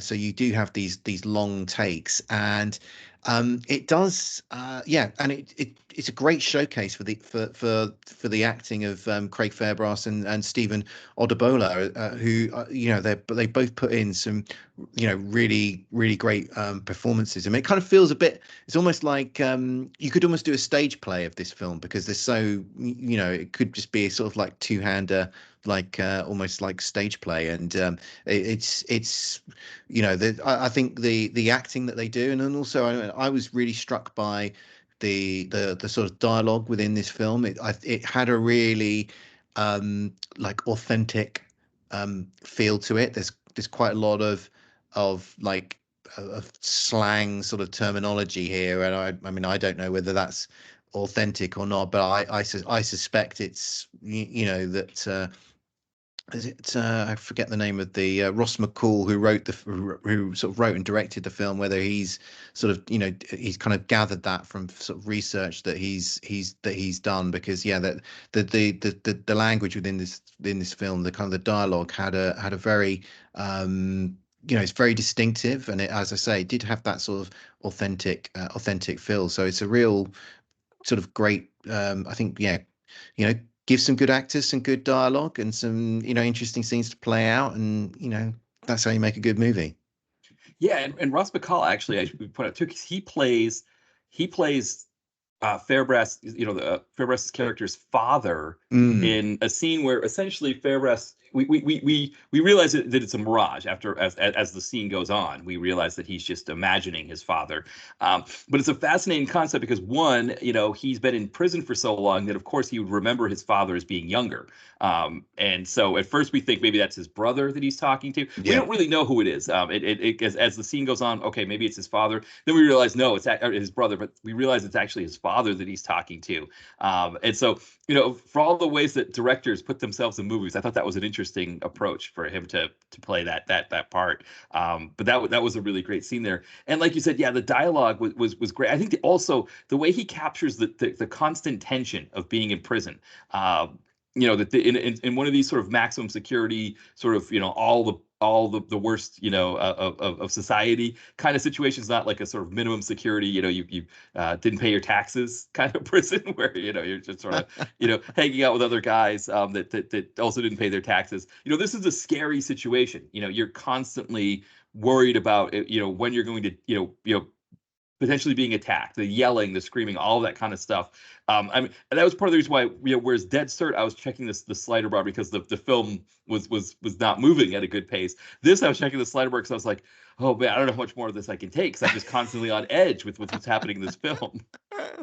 Yeah, and it does create there is a pervading sense of tension throughout this film, and it's interesting how that's created. Obviously, you have that opening scene where we see Craig Fairbrass like stabbing somebody to death, but it's shot in quite a abstract way, like it's very sort of blurred out. It's a very soft image, so we don't really see many of the details. I think it's also done in slow motion, and the sort of it's like the image is upside down as well, Yeah. so it's like presented in quite an abstract way. And then you kind of I think the film does a great job of seeding into your mind the way in which violence takes place within this film. Like it's very sudden, comes out of nowhere, and it's over very quickly. And you know, God help you if you're not ready for it. And so I think that the film, yeah, kind of does a great job of like, presenting that kind of, yeah, the sudden, unexpected, completely ruthless nature of like how you can be, confronted by people who've got your, not got your best interests at heart. Um, and it does, yeah, and then that creates, yeah, yeah, real sense of tension throughout the rest of the movie. And it's something, and Craig Fairbrass is one of the things he does amazingly well, like in this film and in I think in the Rise of the Foot Soldier films, is being able to sort of turn on a dime or turn on a sixpence, as we would say in the UK, between being sort of calm and placid and then just being like an absolute sort of ball of like violent rage. I mean, and it feels totally like authentic. It's just like he's flicked a switch and now he's gonna like stab you to death, and it seemingly come out of nowhere. And yeah, his ability to do that really sort of again plays into this sense of tension and dread where violence can just come out of nowhere and you won't even a chance to realize what's happening before you're bleeding out on the floor of a cell somewhere. Yeah, because that's the thing, right? Is that there aren't many scenes that don't have him in them. There's a few that just have Marcus, but for the most part, he's in the scene in some way. And so it's like any moments, like especially when he's doing his, he's sort of soliloquizing, or he's sort of either talking to himself, or philosophizing about his condition, and kind of trying to, like you say, kind of coming to terms with his life and where he's at. Even those sequences where he's really just talking to himself, because of the menace that he brings to this film. Like you said, the fact that he could just turn so quickly and suddenly become violent, that even then, when he's talking about this is what my life has become, there's tension there, and that should be a rest for us, right? We should be able to relax while he's talking about himself, and then we build up to the tension again. But he has created this character so well, and the way that these dialogues happen, where he's talking to himself or talking to somebody else. I mean, even the sequences where he's talking to Zoe Tapper's character, the I guess she's the social worker in the prison, and Mm. she's going over the terms of him meeting his daughter. We know he's not going to attack her, right? We know he's not going to do something to her, but there's still that sense of menace, that it's like when you're sitting across from him, that he's just engendering so much that it's just like you can't take a break at any point. Yeah, I agree because I think by that point you've learned, he's talked about, his life in prison, and he's spoken about like he feels, there's a sort of a great scene where I think he's talking and about, how stabbing, punching, kicking people, and he just sort of says, when I do those things, I feel nothing. I feel absolutely nothing, and you you really you really believe him. And so even in those scenes where he's talking, as you say, with the prison's social worker, you kind of you don't think he's going to attack her, but you know enough about this man, what he's capable of, what he thinks about the world, that he just carries the possibility of life-ending violence in every moment of every scene, even in moments where you think, well, he's not going to off that social worker, but he still carries that threat, that potency in those moments. And so yeah, he just is able to imbue those scenes with tension, even when we kind of think, well, it's probably, you still can't be completely sure she's not going to say something that's going to set him off. I mean, Right. I guess that's the skill of the film, the skill of the actor. Well, and I think that's the biggest thing about this movie, is that when I was watching it, I was trying to think how many actors could do what Fairbrass is doing here. Because like for example, I think of like a Michael Fassbender who I can't think of the name of the movie that he did with Steve McQueen, where he was in prison. He was playing like an Irish Mm. IRA, I think. Oh, Hunger. Hunger, right, exactly, where because he was on the hunger strike.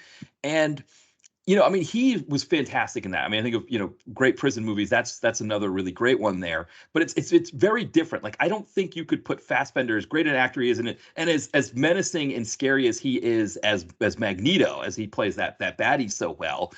I don't think you could put him in this role here. Maybe he could do it. But there's something about Fairbrass where it's the combination of the imposing size and the acting ability, that unique combination where most people of Fairbrass's size, they're coming to acting from another career, like a Vinnie Jones coming from Mm. football, or Dolph even, right? He was a martial artist who was coming to America on a Fulbright scholarship, and suddenly he's dating Grace Jones, and he gets he gets a role of View to a Kill and Rocky. He's not really coming to this as an actor, whereas Fairbrass is an actor first, and he's a Yes. big guy second. And there aren't many that you can point to who have that combination.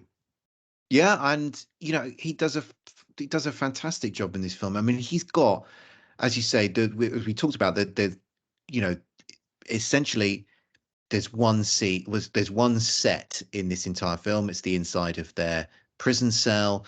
There's no, there isn't that much like cutting or editing, and in a lot of scenes there's a lot of long takes, and Craig Fairbrass has a lot of dialogue to deliver, and if you haven't got the chops, you know, you've got a lot of dialogue in a film which only where there's only one set and the takes are long.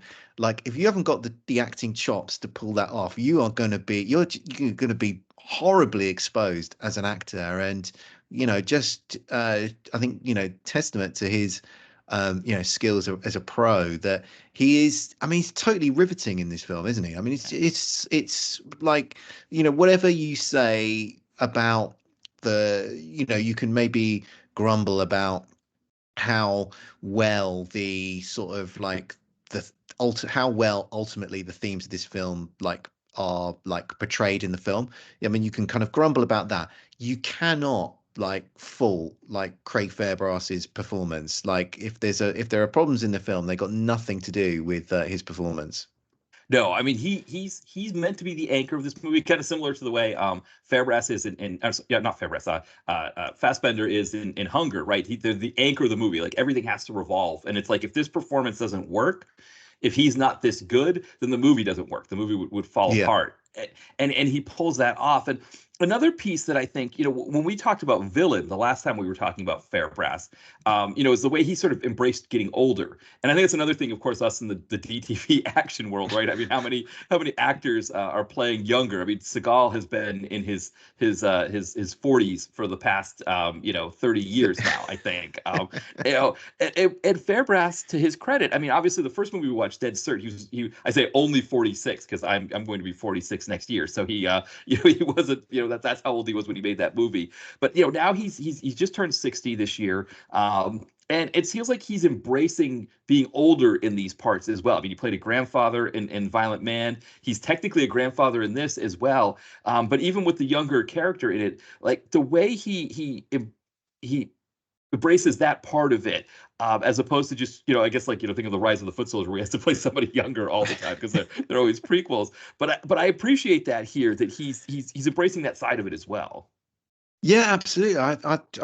I completely agree, and I think there are some actors who, unless you have like ludicrously good genes, there is no point, I think, for actors like raging against the dying of their light. And I would, like Dolph, I think is another actor who is kind of embracing his advancing years, and I kind of, he's got, Dolph's older face is really interesting. I think Jean-Claude Van Damme, again, I find his face really, really interesting, especially, I mean, we talked about the bouncer, I think we did. And, that's a great, like older, that's part of the great, why that's a great flick is that it's, Van Damme kind of embracing being a bit older, and I think it becomes ludicrous. Steven Seagal being, perhaps the ultimate example, but there are a lot of other actors who are guilty of like, failing to sort of embrace their age. I always think of. Robert Redford as the ultimate example of, well, another great example of an actor who kind of just seems to believe that he hasn't sort of aged a day. I mean, I don't know if you've seen the baseball movie The Natural, where Yes. I mean, he was in his, I think he was about 46 when he made that, so he was already too old for the role that he was playing. And at one point in the film, he plays himself as an 18-year-old. I mean, it's just. Like he's meant to be sort of like in his late 30s in the film. He's 46, playing late 30s, and then he also at one moment in the film plays his 18-year-old self. I mean, it's just just absurd. It's just like somebody needs to get hold of him and just say, look, man, you Right. can't, Right. your Well, hair may be amazing, but you are not plausibly 18. right. Well, it's like what was it? Yeah. Kevin Costner, right? For the love of the game, right? He's like in his 40s as well. Kind of doing that same thing. And I guess I haven't seen his newer stuff like the Yellowstone and all that kind of stuff, but it is, you're right. Like a lot of these guys, they seem to, they have trouble embracing it. Like they kind of want us to forget that they're Mm, as old as they are. I mean, I think of you talk about Van Damme. I mean, I think Van Damme and Dolph both they initially fought against it. I think of like yes. Dolph in the Kindergarten Cop sequel where he is playing somebody who's like he's dating somebody who's like 30 years his junior, I think, in that movie. And but he's not acting like he's 30 years her junior. He's like seeming like he's just a little bit older than her. Or Van Damme. I think there's some Van Damme movies where his character was born in the 70s, and it's like, well, no, you were born in 1960. You got to embrace that. But the same And yeah, token, I there's mean, some films where Van Damme is like, oh, what, that hair tint is doing you absolutely no favors. It's just wash it out, man. yes, exactly. But then, like you said, you get something like JCVD where he does this big long one shot and he says, "Man, I'm 50 years old. I can't keep doing these long one shots." And it's like, wow, okay, that's fantastic. Or Mark Dacascos is one who in One Night in Bangkok where he plays somebody 10 years older than himself. So he's born in 65, but he's playing somebody born in 55. And it's like to go that level, again with these leading guys who are so vain and want to play somebody younger. He's saying like, no, I'm going to play somebody even older than me. So I'm not just going to be born in 65. I'm going to say I'm born in 55. It's like refreshing. And I think that's where Fairbrass comes in, where it's like he again, other than the Pat Tate movies where he has to be younger because they're all prequels, so he has to be, but even then, I think there's a sense where he doesn't sell that as well as he sells some of these, like a performance like I believe him more in A Violent Man as this character than I have trouble understanding him as a 20 something in the Foot Soldier prequel. So maybe that's another piece of it. He's sort of embraced it. It's easier for him to embrace it, I guess, than to fight it. Well, in fairness to the Foot Soldier films, they're not. I mean, the age is now ludicrous because, as you say, they all have to be prequels. But at least they're not making him wear a wig or kind of like dyeing his hair. They're just completely overlooking the reality of the chronology of the timeline here. But thank goodness for that. But Yeah. yeah, can only sort of repeat what I was saying earlier. It's just I just think you're better off for the most part. I think just embracing. You know what?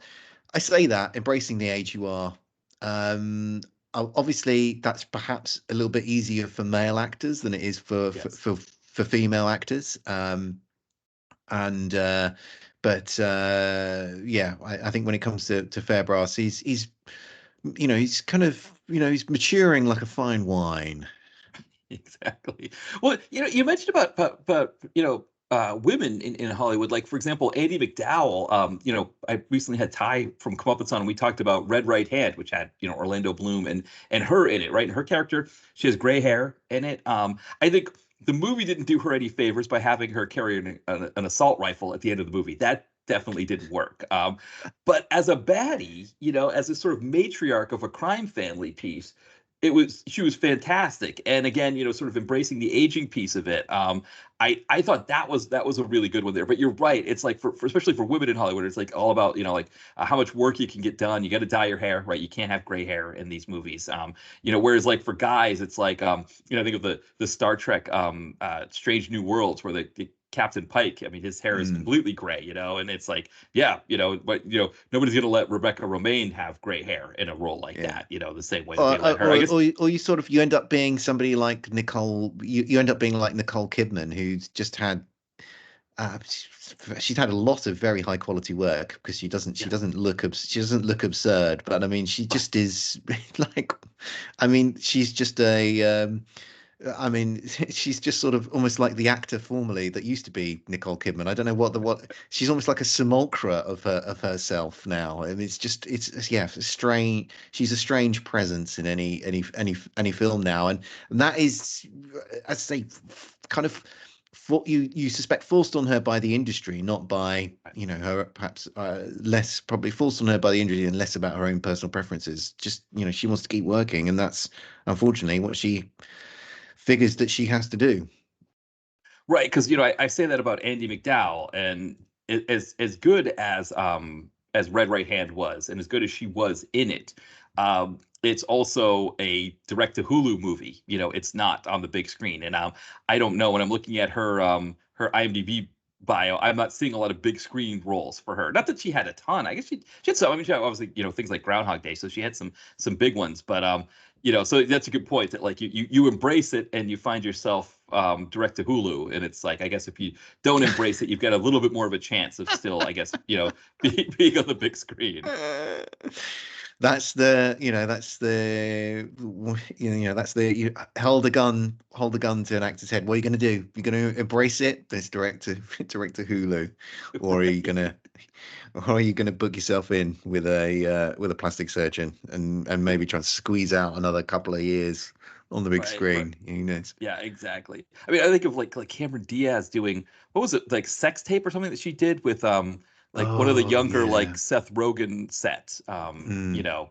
and so like one of the, I think he was in like the Knocked Up or something like that, one of those guys, and it was just kind of like, oh, interesting, like that's what, she's playing that leading character with this guy who's like probably about 10 years younger than her, but she's not supposed to be 10 years older than him, it's like yeah, it's interesting that like, yeah, you still kind of holding on for those roles, or like Reese Witherspoon, who's now kind of found herself more on that kind of wacky Apple Plus show with Jennifer Aniston, but she was trying to do like one more like rom-com with like Tom Hardy and Chris Pine, and so it is always kind of an interesting thing when you sort of try that last gasp at the, because I think the same thing for the male actor. I mean, John Cusack is one who's not really aged gracefully. He's complained about the fact that he aged out of Hollywood, and it's like, yeah, part of it is probably you aged out of Hollywood. Part of it is that you make these obnoxious Twitter posts as well when you're drunk, but it's probably not helping your cause any.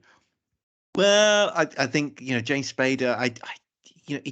He's got I'd say he's got a soft face, hasn't he? He hasn't got he looked great when he was younger, but he didn't have the kind of the cheekbones or whatever that you can. I always thought, yeah, he's not gonna age out. He's not gonna kind of carry on. But he had a good run. Yeah, exactly. Well, I think like Spader was one that really transitioned well, right? That he just was like, okay, I've got these indie roles in indie big screen roles that occasionally one or two of them will break out, but let me try this TV thing, and suddenly he nails it. I mean, I think he's the only person who played two characters and won an Emmy for two characters in two different, or the same character in two different shows. Because I think uh, Ed Asner did for Lou Graham, or Lou Mm. Reed yeah, he won, but it was one was like supporting and one was lead, whereas Spader was lead for both of them. But he found himself in TV. He became, TV worked for him. And yes, Cusack, I guess, was never going to make that transition. Quite a lot of DTV action on the Kuzak Yes. CV as well, and not somebody who from the sort of like 80s, like early 90s career that you thought, is he really somebody who's going to kind of end up in doing DTV action films? I wouldn't know. I mean, obviously he had, got Con Air on there, so he's got some big screen sort of action on his CV, but not somebody I ever thought would be going down that particular route. But you compare anyone in these films. Well, that's the thing now, right? Is that after the Bourne Identity, it seems like now with the editing techniques, it's like, it's like, hey, if you can get Matt Damon to look like a super spy who can take out, 4 or 5 guys at once, yeah, we can make it work for John Cusack. It is kind of funny. You don't see it with like a Bauhaus T-shirt over, or, under a black sport coat or anything like that. Like he's not doing full hipster. I think it's the problem, right? Is that he needs to go full hipster in these action, the kind of the Gross Point Blank kind of thing. He's Yes, yeah. I'd be on board for that. Yeah, exactly.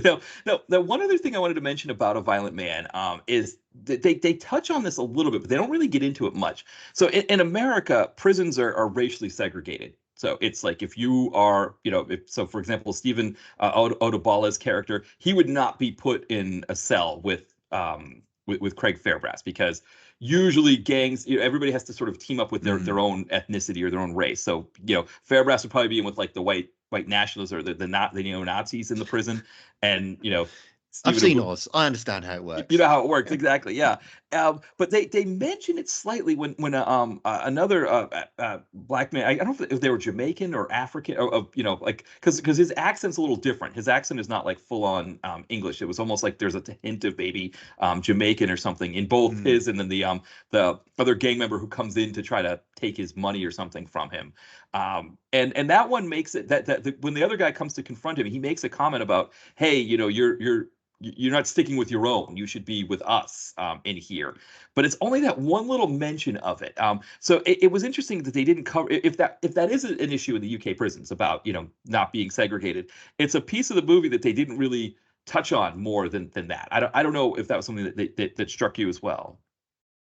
I have to say that, but that kind of completely passed me by. So yeah. Yeah, it was that one little mention of it that the character, so there's that character comes in to shake him down, and then of course, we probably shouldn't give away what happens in their interaction because it is sort of a major plot point in the film. But when that character comes in, he made some kind of comment about not teaming with Fairbrass. Though even then, the gangs don't seem all that segregated, right? Like the gangs that come in and attack, Fairbrass and attack Mm. Odubolo's character, they're not segregated, right? They're kind of different Yeah, ethnicities. yeah. I mean, I'm certainly no expert on prison gang culture. That's for sure. But I mean, there's certainly a big issue within prisons of like kind of basically rival gangs within prisons. My understanding is they're not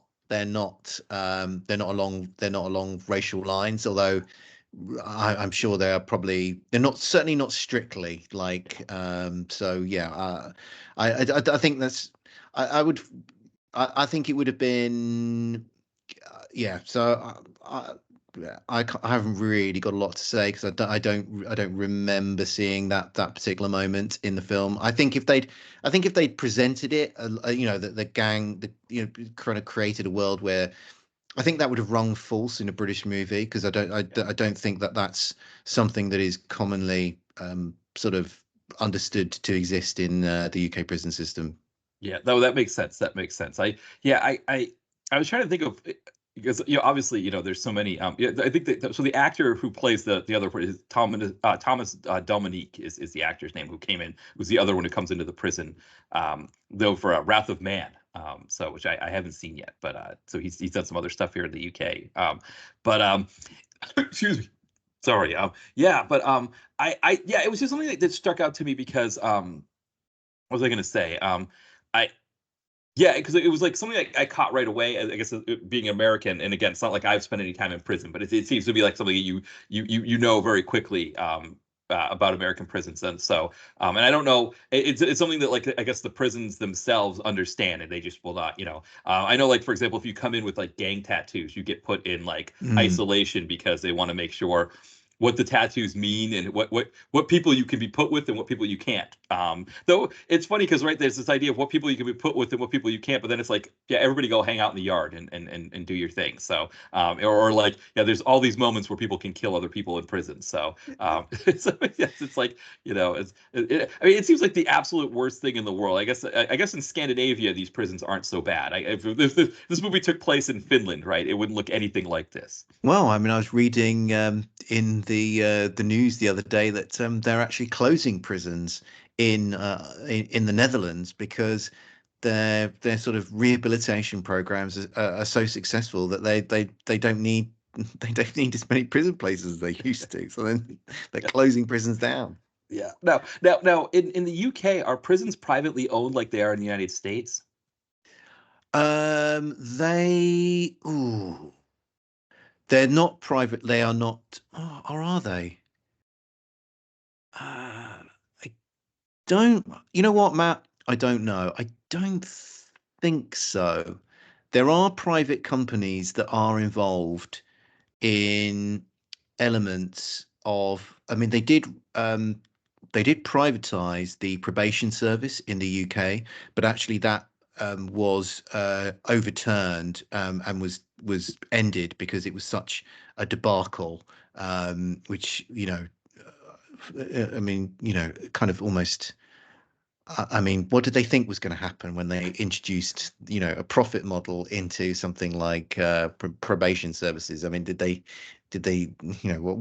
where are market forces going to add value there? I Right. really, but so yeah, so there certainly are companies that yeah I can't I don't know, there certainly are elements. I say there have been parts of the parts of the justice system that have been privatized. I say the probation service was rolled back, and I think some of the companies associated with those with prisons, I think there are like commercial companies involved there, perhaps in doing certain parts of it but not necessarily running the prison. But yeah, can't say for sure. Yeah, I'm not sure in the U.S. So definitely at the state level. So state prisons, there are privately owned state prisons. I was trying to see if I could find on Google. So if federal prisons are so it looks like so actually I don't know if so it looks like there used to be federal privately owned prisons, but they've since done away with that. I mean, generally the way it works is with the way that the private prisons work in America is that they generally sort of fund politicians in those states, and so there's almost like a prisoner pipeline system. And then, of course, they use the prisoners almost for like slave labor, so Mm. because they can pay them pennies on the dollar. Then they have like these commissary systems that are expensive. So essentially, the prisoners have to get money from family members so they can buy things to eat and things like that.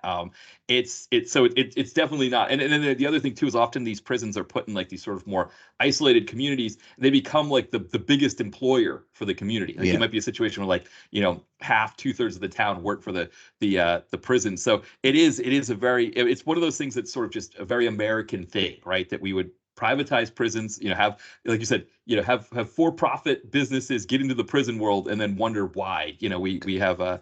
Dysfunctional. Yeah. Exactly. And so, yeah, I'm wondering. Like, I know, like California, for example. I think what did they say? Like if you work in corrections, like like as a security guard or something like that in a prison, I can't remember at the time. It was like the money that you get paid. I mean, it's more than like definitely like more than like a college professor. It's more than a lot of things. Which, to be honest, I mean, yeah, if you're working in a prison as a guard, that's a pretty stressful job. I know here in Philly, they're trying to get people to work at. I guess there's jails and prisons here in Philadelphia, and they're trying to get guards. I see the signs at the bus terminals, and I'm like, well, I mean, not a way that I would like to earn an extra extra money. I feel like that would be a Yeah, very that'd stressful be thing. one of the last jobs I would ever want to do, that's for sure. Yeah, exactly. But yeah, it is part of it is that the because of the private system in place here in America. Though it is interesting because in the UK, with it not being a private prison system, there isn't probably as much of an impetus to keep people in prison the way it is in the United States, where it's like, yeah, you've got to put people into prison for things that maybe you don't necessarily they shouldn't necessarily go there for, or like there's the whole bail system as well, where Well, there are different in the UK. It's different motivations as to. yeah, I mean, we've got the highest UK. We've got the UK has the highest prison population in Europe by percentage of like population. So we love locking people up in okay, this country, and that's purely because it's like an arms race between the political parties as to because it's like, okay, we're going to show our law and order credentials, so we're going to extend the sentences for particular crimes, or we're going to kind of start now rather than giving people some sort of community type service. They're now, for a particular type of crime, that crime is now going to be made one that has a custodial sentence. So the driving forces for like locking people up are more to do with kind of political factors and playing to the prejudices of certain media titles and certain parts of the population, rather than being driven by like private companies' commercial imperatives. no, that makes sense, 'cause that's a similar thing here in the United States as well. So we've got like as we're doing this as we're having this conversation, the campaigning for the 2024 presidential elections going on, and you've got obviously conservatives are always quote law and order close quote, which is interesting because they were killing police officers on January 6th, but that's neither here nor there. But then the other There are good candidate. crimes and there are bad crimes, Right, man. exactly. And then the other candidate, Kamala Harris, she was a prosecutor, and so she's just, talking about how what as a prosecutor, how much she was prosecuting crime and how tough she was on crime. So yeah, it's a similar thing where it's like, oh, okay, we're gonna lock everybody up for doing things, and it's one of those things, right? That like, as we as everybody knows, right, is that the prison time and all of that is more of like a band-aid over what the real causes are of crime, and not that people shouldn't go to jail for, like, for example, Fairbrass's character in this definitely should be in prison for what he Yeah. did. But like you said, like, I think there's the question of, and it sounds like the kid who does what he does for a crime also probably should be in prison. It sounds like he was involved in an armed robbery, assault, that probably should carry some prison time. It's just a matter of like what the prison time should look like. Like, what is are we just creating a better criminal when we put that young character in prison for that? And yeah, it's interesting. This movie, I think, at least deals with what the environment of prison is like, and how it kind of almost forces you to kind of come to terms with that part of it, I think. Yeah, definitely, and I think one of the messages of one of the kind of themes of this film is that, yeah, like, because the Marcus character, he's got a sentence, he's got sort of, well, like the prospect of getting out like in 4 years or Yeah. something, but in order to survive in the prison, he's going to have to do things which will probably mean that his sentence inside prison will be extended. So, and that plays into sort of, well, yeah, I think one of the ideas of this film is the sort of the completely dysfunctional, like, vicious circle world of the kind of the prison world, which is being portrayed in this film. Yeah, because the idea is that he's got 7 years. He's been a sentence for 7 years, but if he has good behavior, he can get out in 4. But then, because he has to defend himself in the prison, he ends up getting himself up to 10 pretty quickly. Well, again, I say pretty quickly. It seems like this movie takes place over a long period of time in the prison. It's hard to tell time wise because, like, for example, Marcus goes into solitary for what's supposed to be 3 months, but it's like one Mm. scene he's back. So it seems like these periods of time, and even the situation with the daughter, we don't know how that's taking place within the time that he's with Marcus. And so, which is an interesting piece, I guess. If you're in prison, it probably, in a way, it kind of plays with your perceptions of time while you're in prison. Yeah, that is definitely an interesting aspect of the film, and it's not something that I picked up on a first watch because I think I was just so absorbed by the drama. But you're completely correct that the passage of time in this film is not certain at all, as you say. For you've given good examples of like of ways in which this film clearly, I mean, you wouldn't know. I mean, this film could take place over a kind of couple of days, or apart from those references where you say where Marcus goes off for 3 months, equally it could equally have been taken place over 2 years. But there's a certain sort of sort of vagueness or unreality to the passage of time in this film, which, as you say, may play into that idea of like every day is exactly the same in prison. So, what does the passing of time, what does that mean in a when your daily life is just the same day over and over again? Yeah, I mean, Fairbrass even makes that point, right, when he's trying to explain to Marcus what's going to happen with these gangs coming to try to kill him. That they're going to come in waves. They're going to keep coming. And then he says, at some point the waves die down, and you almost kind of wish that they would come back because it broke up the monotony of your days when you were having to defend yourself. What a cheery thought that is. I know, exactly. Yeah, I mean, that's the thing about this is that the one thing I think about this movie is that sense that, like, for I think it's like an hour and 45 minutes long, and there really isn't a point where you can relax in that hour and 45 minutes. It kind of it gives you that sense, and I guess that's probably what it's like in prison, that you can't relax ever. You're just sleeping is the only thing, but even then, it's like there's always that looming sense that something bad could happen to you. Yeah, I mean, you can never relax because you never know when you might need to take a shit, Right? and Exactly. then you're like, oh no.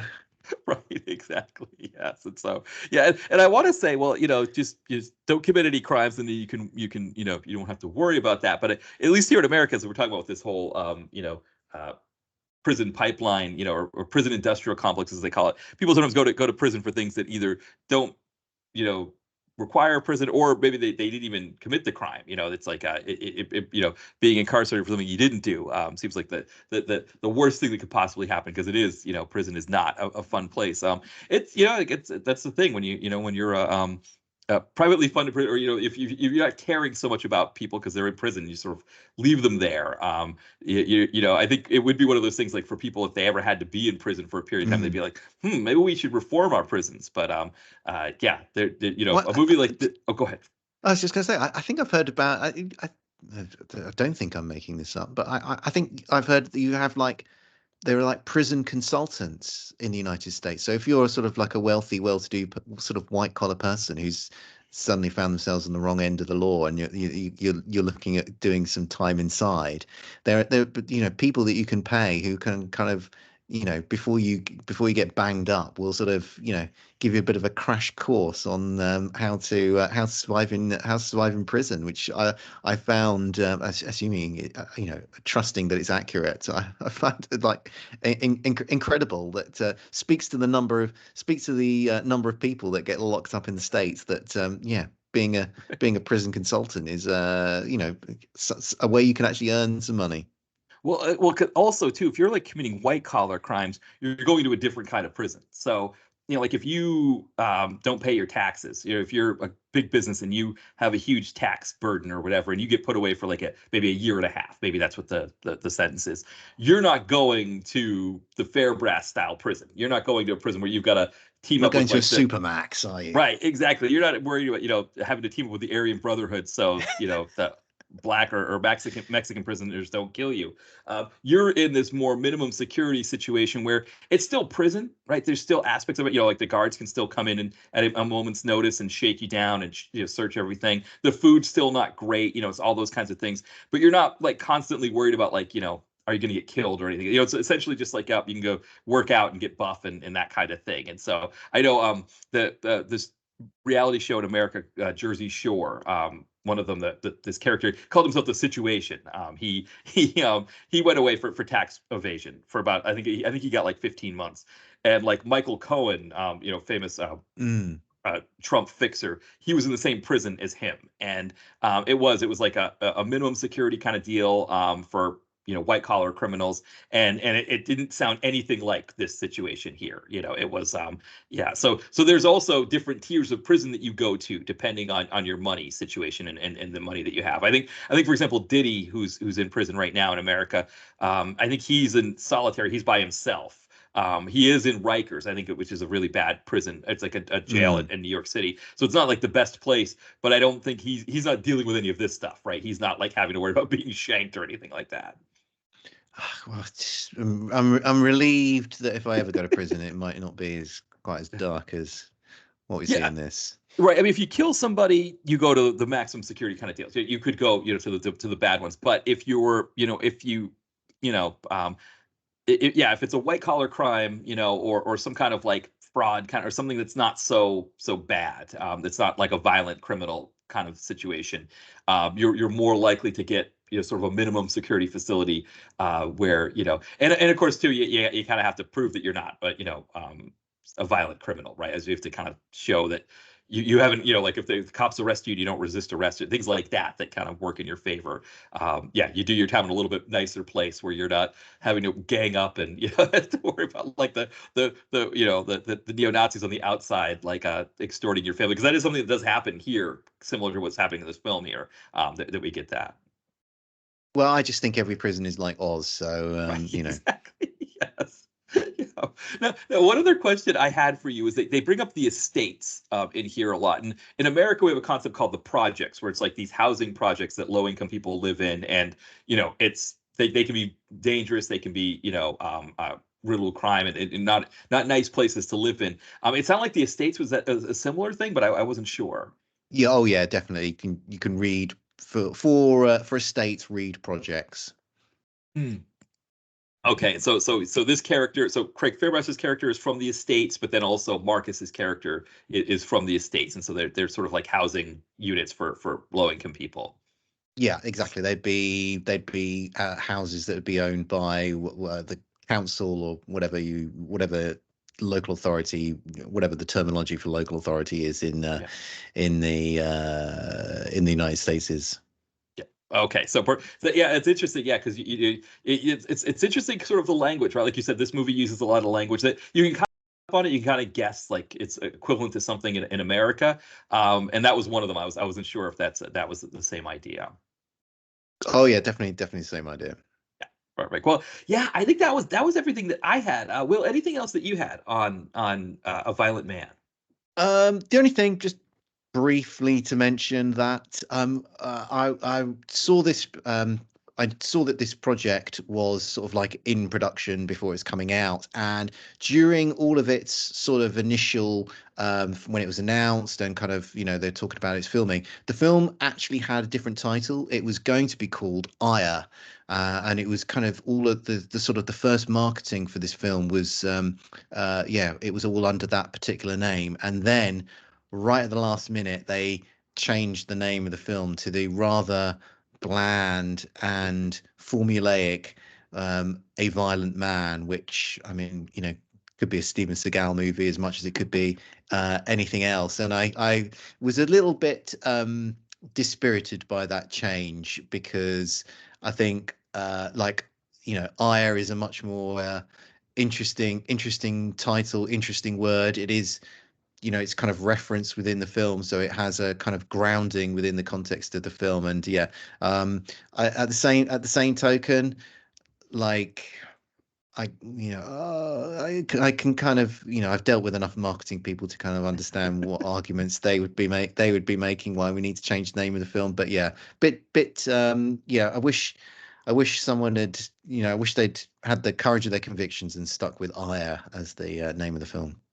Yeah, because A Violent Man, looking at the cover and everything, and looking at like what it looks like on Tubi, like you said, it could be a Steven Seagal movie. It could be Riot, right? The Dolph Mm. Lundgren, Chuck Liddell, which of course, you look at Riot, it's Dolph Lundgren, Chuck Liddell on the cover, and of course, it's starring this guy Matthew Rhys, who's the main character, right? And so you could look at that cover of A Violent Man and see Fairbrass, front and center on it, but think that maybe the Marcus character is the lead character and that Fairbrass is only in it for a supporting role because that's how a lot of these movies go, because they're amping up the fighting aspect of the film, and the fights come when they come, but the fights are not like when you think of like a prison action movie like Riot or a Seagal prison movie, any Death something like Warrant that. or something. Yeah. Right, yeah, Blood Fist 3. The fights are part of the fun.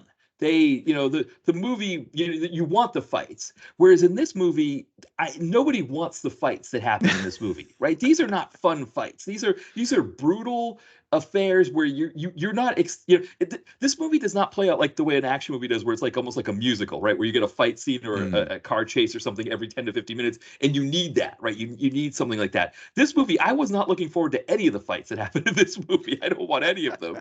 And so, like you said, the way that they sell this movie on the cover, on the tin, what you'd see on the thumbnail is not what we get, which we get something much better. And to your point, it's almost like they don't trust audiences enough to give them what this movie is or sell what this movie is.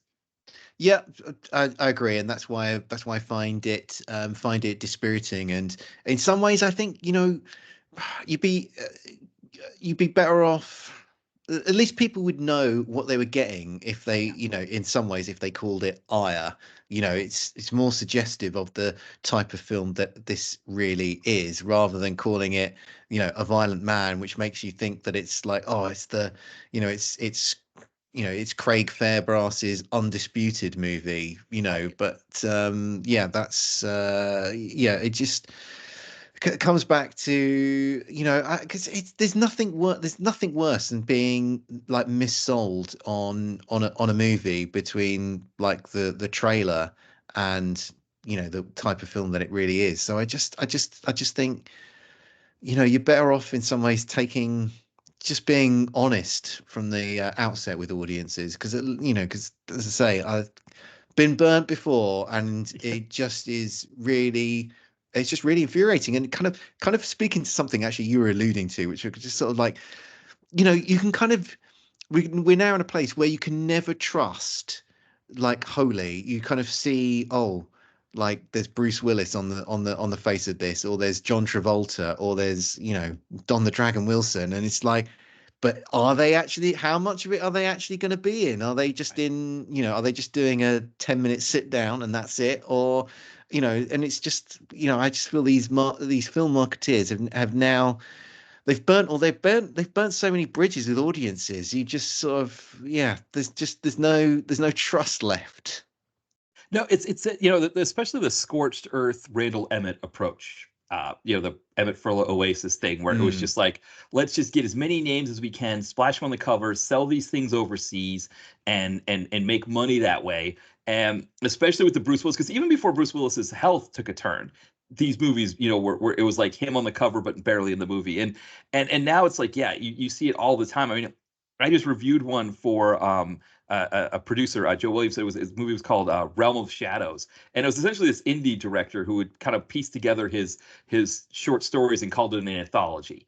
But it's got Tony Todd on the cover. Tony Todd is only in the very last one of the film, but it's just that's the way it works now. Is that you get these names and you sell it for a few minutes. And to your point, like there's no reason this movie has so much more going for it than that. It's such another level of quality from mm. the Emmett Furlow Oasis, or that movie that I was, which again, that was an indie movie, so I don't want to dump on it too much. I think it's a different situation if an indie director is trying to put their work out there, but. This movie is a different quality. This movie is again like that Red Right Hand movie I was talking about. This is even better than that one. I think this is like, this is not just some Tubi original thing.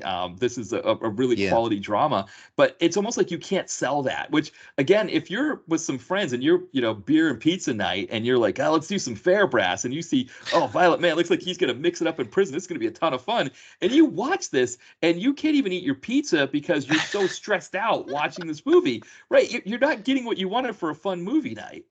Well, I agree. Like lean into like what the reality of what the film actually is. Like this is not, Craig Fairbrass mixing it up in prison. This is Craig Fairbrass, this is a man meditating on his life of violence. Lean into that. Give it like an arty, unusual name. Call it Aya, Yeah. because that is the type of film that it is. And don't try and you just kind of end up in a no man's land. I fear of like if you go out with you stick a violent man on the name of the tin here. I mean, to circle back to a film we were talking about at the top of the show, like Muscle, which is Craig Fairbrass's, as I was saying, it's his art house movie. You can't mark that leans into the fact that this is, yes, it's Craig Fairbrass in this film, but it is not what you are expecting of him. And there's no getting away from it because that film is shot in black and white, which is obviously, nothing says art house more than than kind of filming in black and white. So in some ways maybe that is I don't imagine that was the reality of it, but by film, but that doesn't. I don't think that was factoring into the director's choice in terms of why he decided to shoot it in black and white. But that, in some ways, left the people marketing that film absolutely nowhere to go. They're like, okay, we're going to have to lean into the fact that this is like an art house film because the bloody things in black and white. So there's no way you can kind of cut one of the a duplicitous trailer that makes it seem like like some sort of sort of action romp when the whole thing's when the whole thing's looking like some sort of Czech new wave film. So yeah, I'd say I you know wish they'd have a bit more confidence and just like lean into the fact that you've made a film that's a bit different. Like, damn, if you can't market a film that's a bit different, then you are, where are we in the world? Yeah, because this is good, right? It's a bit Yeah. different and it's good. It's just it's not the good that they're selling it, right? It's like I think to your point, like if this movie's called Ire and it's just Fairbrass on the cover, and it's not like Fairbrass mixing it up in a prison cell with like all these guys kind of trying to get away from him as he's like going to punch them, and I guess I understand you've got co-stars that you want to feature as well. But I think despite the fact that you've got co-stars and they turn in solid performances, this really is about Fairbrass. If he's the planet around it which everything orbits in this movie, and if he's not good, it doesn't work. But he is good. He's that good in it. Just have him on the cover. Don't have him looking like he's going to mix it up and have a fight. Have him maybe looking down like he's contemplating something, but he's in his prison garb. And we see the bars behind him. So we know it's a character being in prison.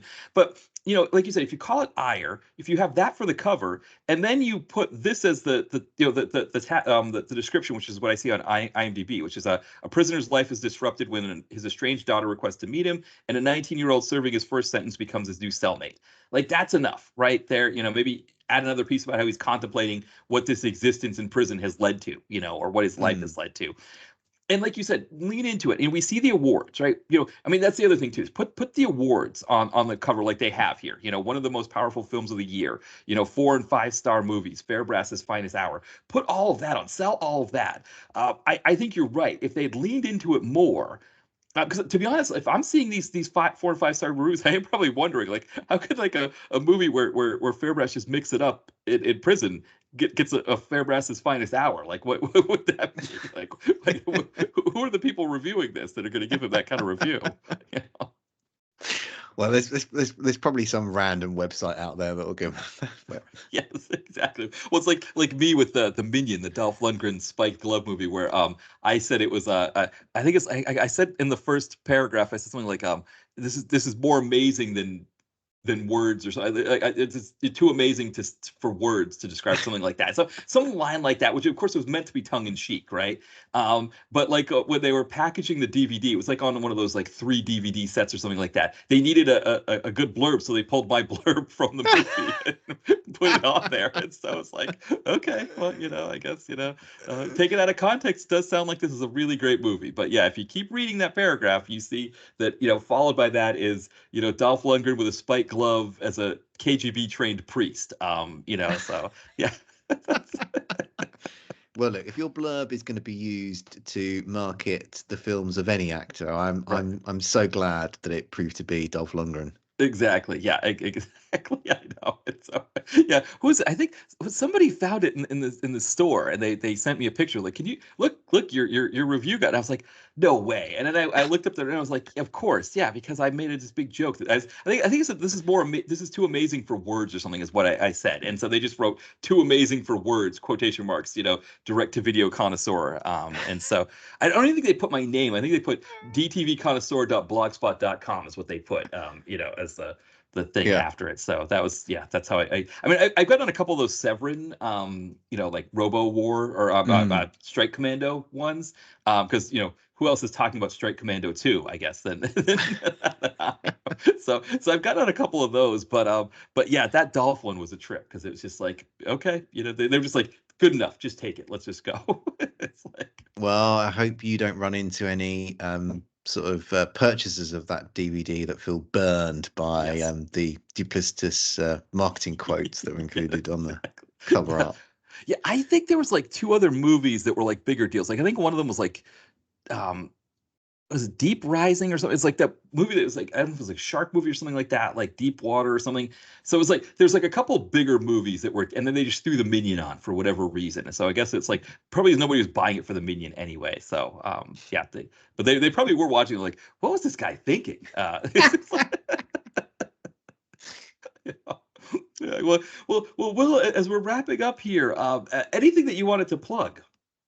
Sure. So if you want to listen to me talk about the strange ways helicopters keep exploding in movies, then come and check out my podcast, cryptically titled Exploding Helicopter. You can also check out our website, explodinghelicopter.com, where I've got information and reviews about films where helicopters explode. Also on social media, so you can follow me on Twitter, Blue Sky, Instagram, also on Letterboxd, all under the name Chopper Fireball. So yeah, if you're on any of those sites and interested, come and give me a follow. Yeah, absolutely. And I've got to give another plug for you. Even though when this episode comes out, it'll be a couple weeks old. But recently, Bulletproof did their top. They had a group of us rank Mm. Jean-Claude Van Damme movies, and I loved your write-up on Sudden Death. That was a ton of fun.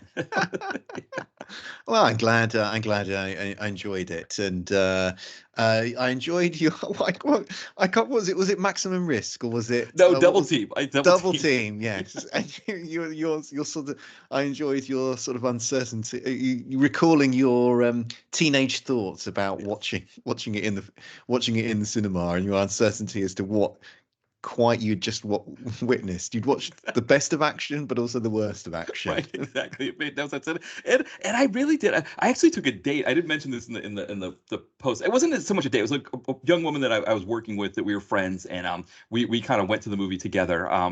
Quasi date, quasi not. She had never seen a Van Damme movie before, so I thought this could be fun. And there was a sense of like, you Do you know, take all your dates to Van Damme movies? I think that was the last one because that's the last time he was in the theater. So it was the last time I got to take anybody to a Van Damme movie. So that was it. And I guess he was technically in the theater for Universal Soldier of the Return. So I should say, but it was Expendables funny. 2. I was kind of like, what did I just put this person? And I mean, we were friends. So she understood that it was funny. She got a kick out of it. But there was almost that sense of like, huh, what did what did I put this?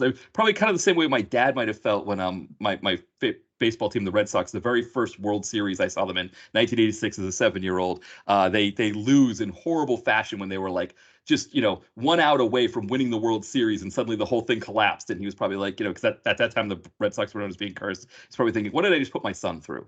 He's just, it's like, and I'm like, okay, what did I just put my friend through? There, that she was.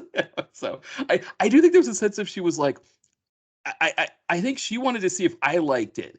And like I said, I wasn't sure if I liked it. Like I didn't know how to make sense of any of it. And so I think she needed somebody there to say like, yeah, that was a lot of fun, wasn't it? And I couldn't do that for her. And that was the end of that relationship. Right. I enjoyed. Well, yeah, we were still friends. Like we were friends, after that. But yeah, because I don't know if it was supposed to be a date, right? I think if it was meant to be a date, I think the movie threw us both off by so much that we were probably not in any kind of date mindset at that point. When Dennis Rodman and Van Damme fall out of a plane and then a basketball envelops them, it's hard to know where to go from there. For sure. I mean, Yeah. yeah, I didn't realize what an impact that film had on your life. Yes, it's you never know with these movies. You go see them in the theater. It's why the theater is such a great experience, right? Because you just never know what you're gonna get when you go there. But yeah, no, but yeah, I was gonna say with the sudden death one, it was I think you did a great job of putting in context of all these Die Hard clones that were out there. Um, you know, uh, I guess Bruce Willis could have played goalie for a second and stopped the shot in a Die Hard movie. But would we have gone with? Maybe that's the question I want to ask you. Would we have gone with Die Hard if Die Hard 4 was in a hockey arena or Die Hard 3 was in a hockey arena? Would we have gone with it if McClane suits up in a goalie outfit and blocks a shot and then runs off and goes and does other Die Hard things?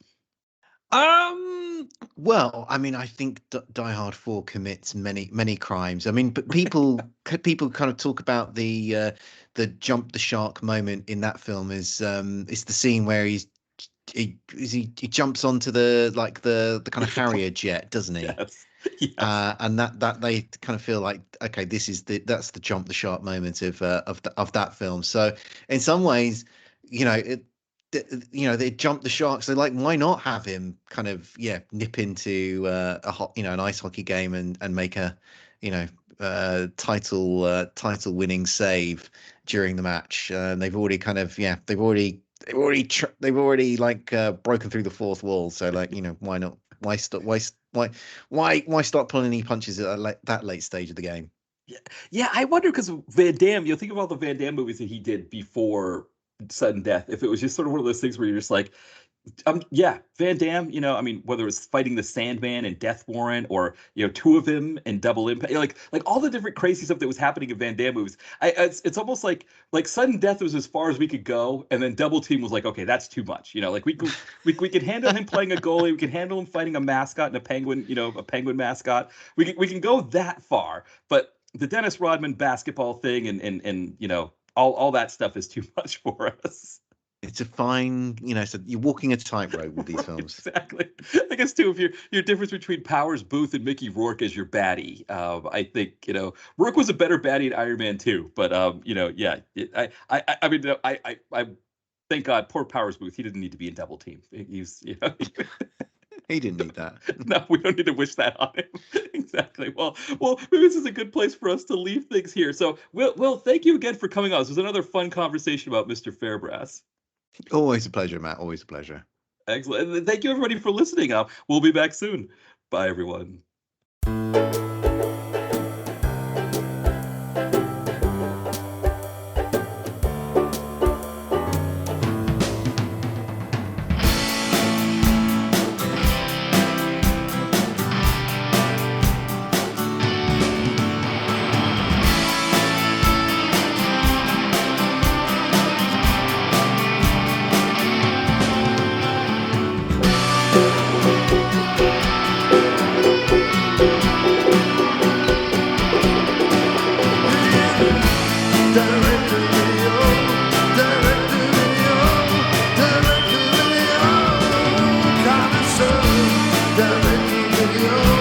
Direct